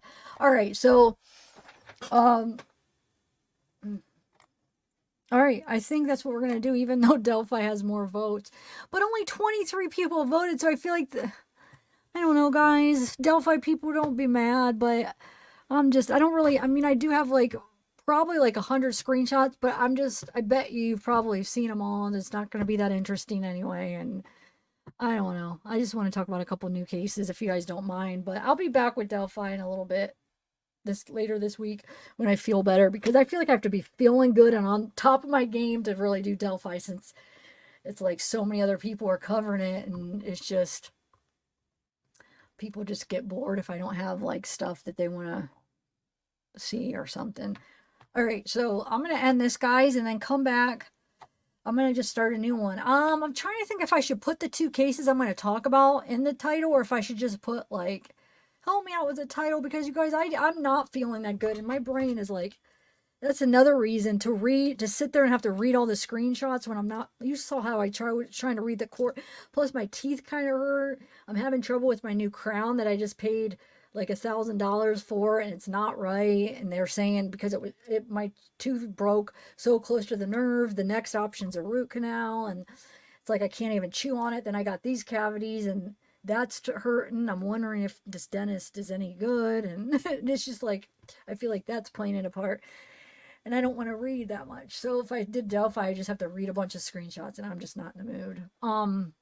But I am going to end up doing them because there's some interesting, I think they're interesting.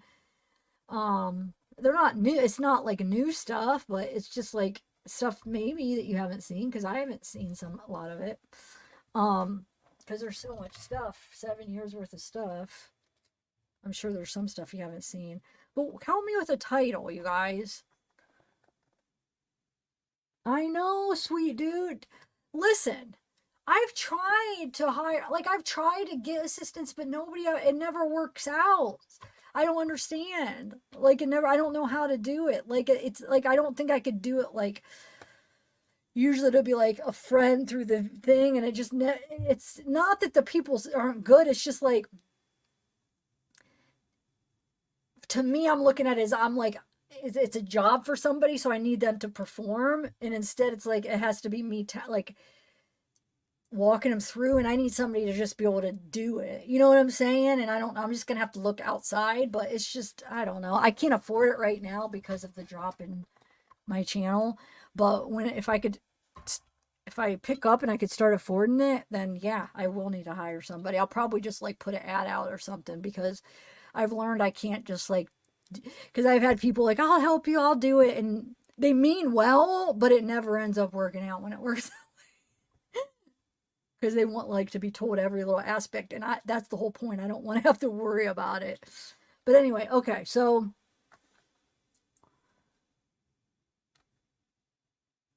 well, see, Ashley, here's the thing though.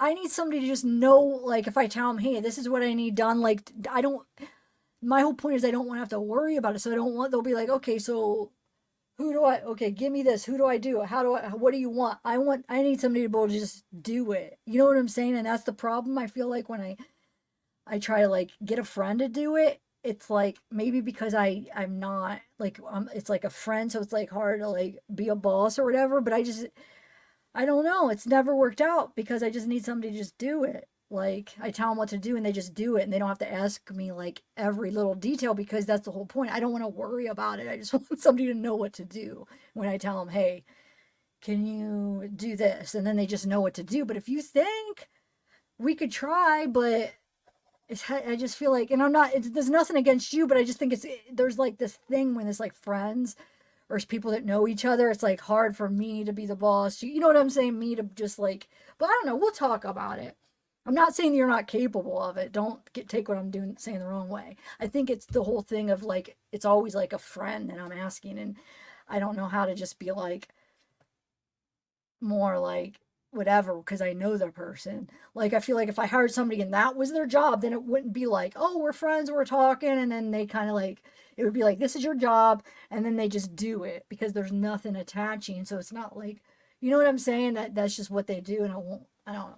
Maybe I'm not making sense, but I definitely do. And I wish I would have been able to do it when I was actually doing good and affording it, and then I could have built my channel and it could have been awesome because I would have had hands to help, but I screwed up and tried to get help from people that were my friends and it just didn't work. Okay. And I was gonna pay him. It wasn't like it was always to pay him, but it never, and I would like pay him, but it would be like, oh, it would just be like, because it wasn't like an ongoing thing and they needed to ask, it was like, well, I can't pay like like, okay, I'll pay you per job. I don't know. It was just like this big issue. And it never became like anything where it was what I wanted. Like I need like actual like somebody there like working, you know what I'm saying? I need like an extra hand, like for real. But okay. It's a lot of work. It is. That's what I'm saying. I mean, you could see like Audi could just give you like one job, like, hey, let's help me get the records. You will see it is a freaking like it's hard because you gotta each place depending on what it is, where you need to call to get the records. They send you over here what you need to do, fill this out, send it back, mail this, send this, email this, call this person to get one, you know, it's not all like, oh, for records, you just do this is process. No, it's but that's just one example. It's time consuming. Anyway, okay.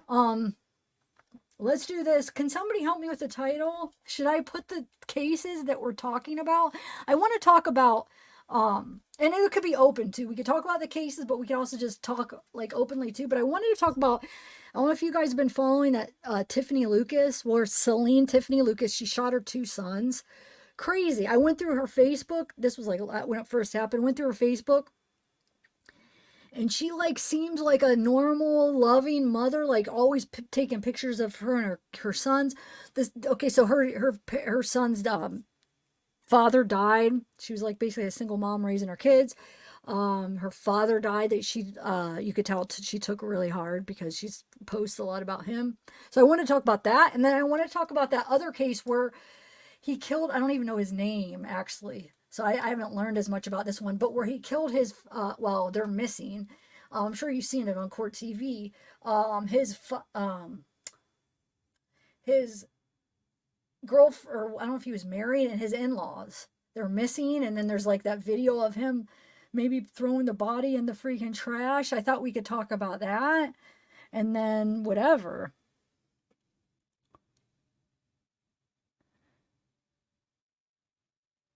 Well, I don't know his name. It's Tiffany Lucas.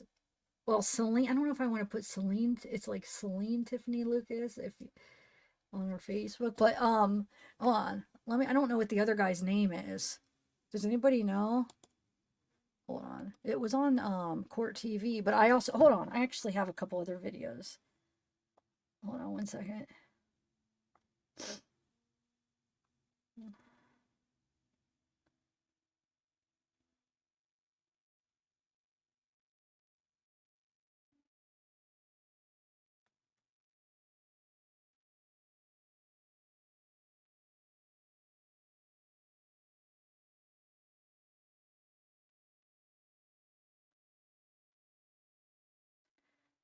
So it's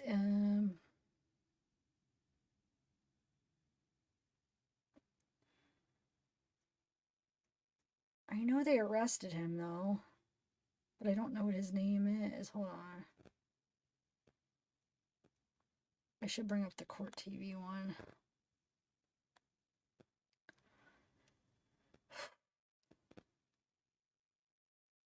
Because I think they just arrested him. Or I don't know when they arrested him, but they found like torso in the trash and stuff. Like people found it, and then it's just crazy. But I want to do Tiffany Lucas first, and then we'll start from there. All right, it's law and crime. Did I say court TV? I just lumped them together all the time, but I still don't know if they really are the same. I guess they are. I mean, I know they're not the same channel, but all right.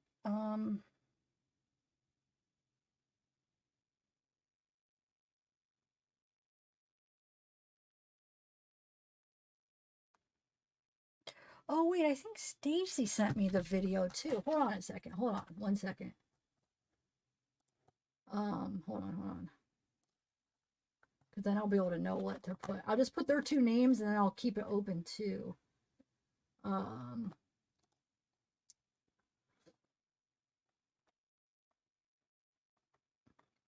Yeah, it's Samuel Haskell the fourth, son of A-list Hollywood agent, murdering his wife and in-laws. Okay, so yeah, all right, I'm gonna end this. I'm just gonna put together a quick thumbnail and then come back, guys. It's gonna just be no pressure. All right. I'll do the screenshot some other time, and I'll be able to add more to them, guys. Those of you who want to talk about Delphi, you guys probably already left. The ones that wanted to talk about Delphi, I bet, because I'm sure you didn't want to hear me rambling. Hey, Becca. All right, come back.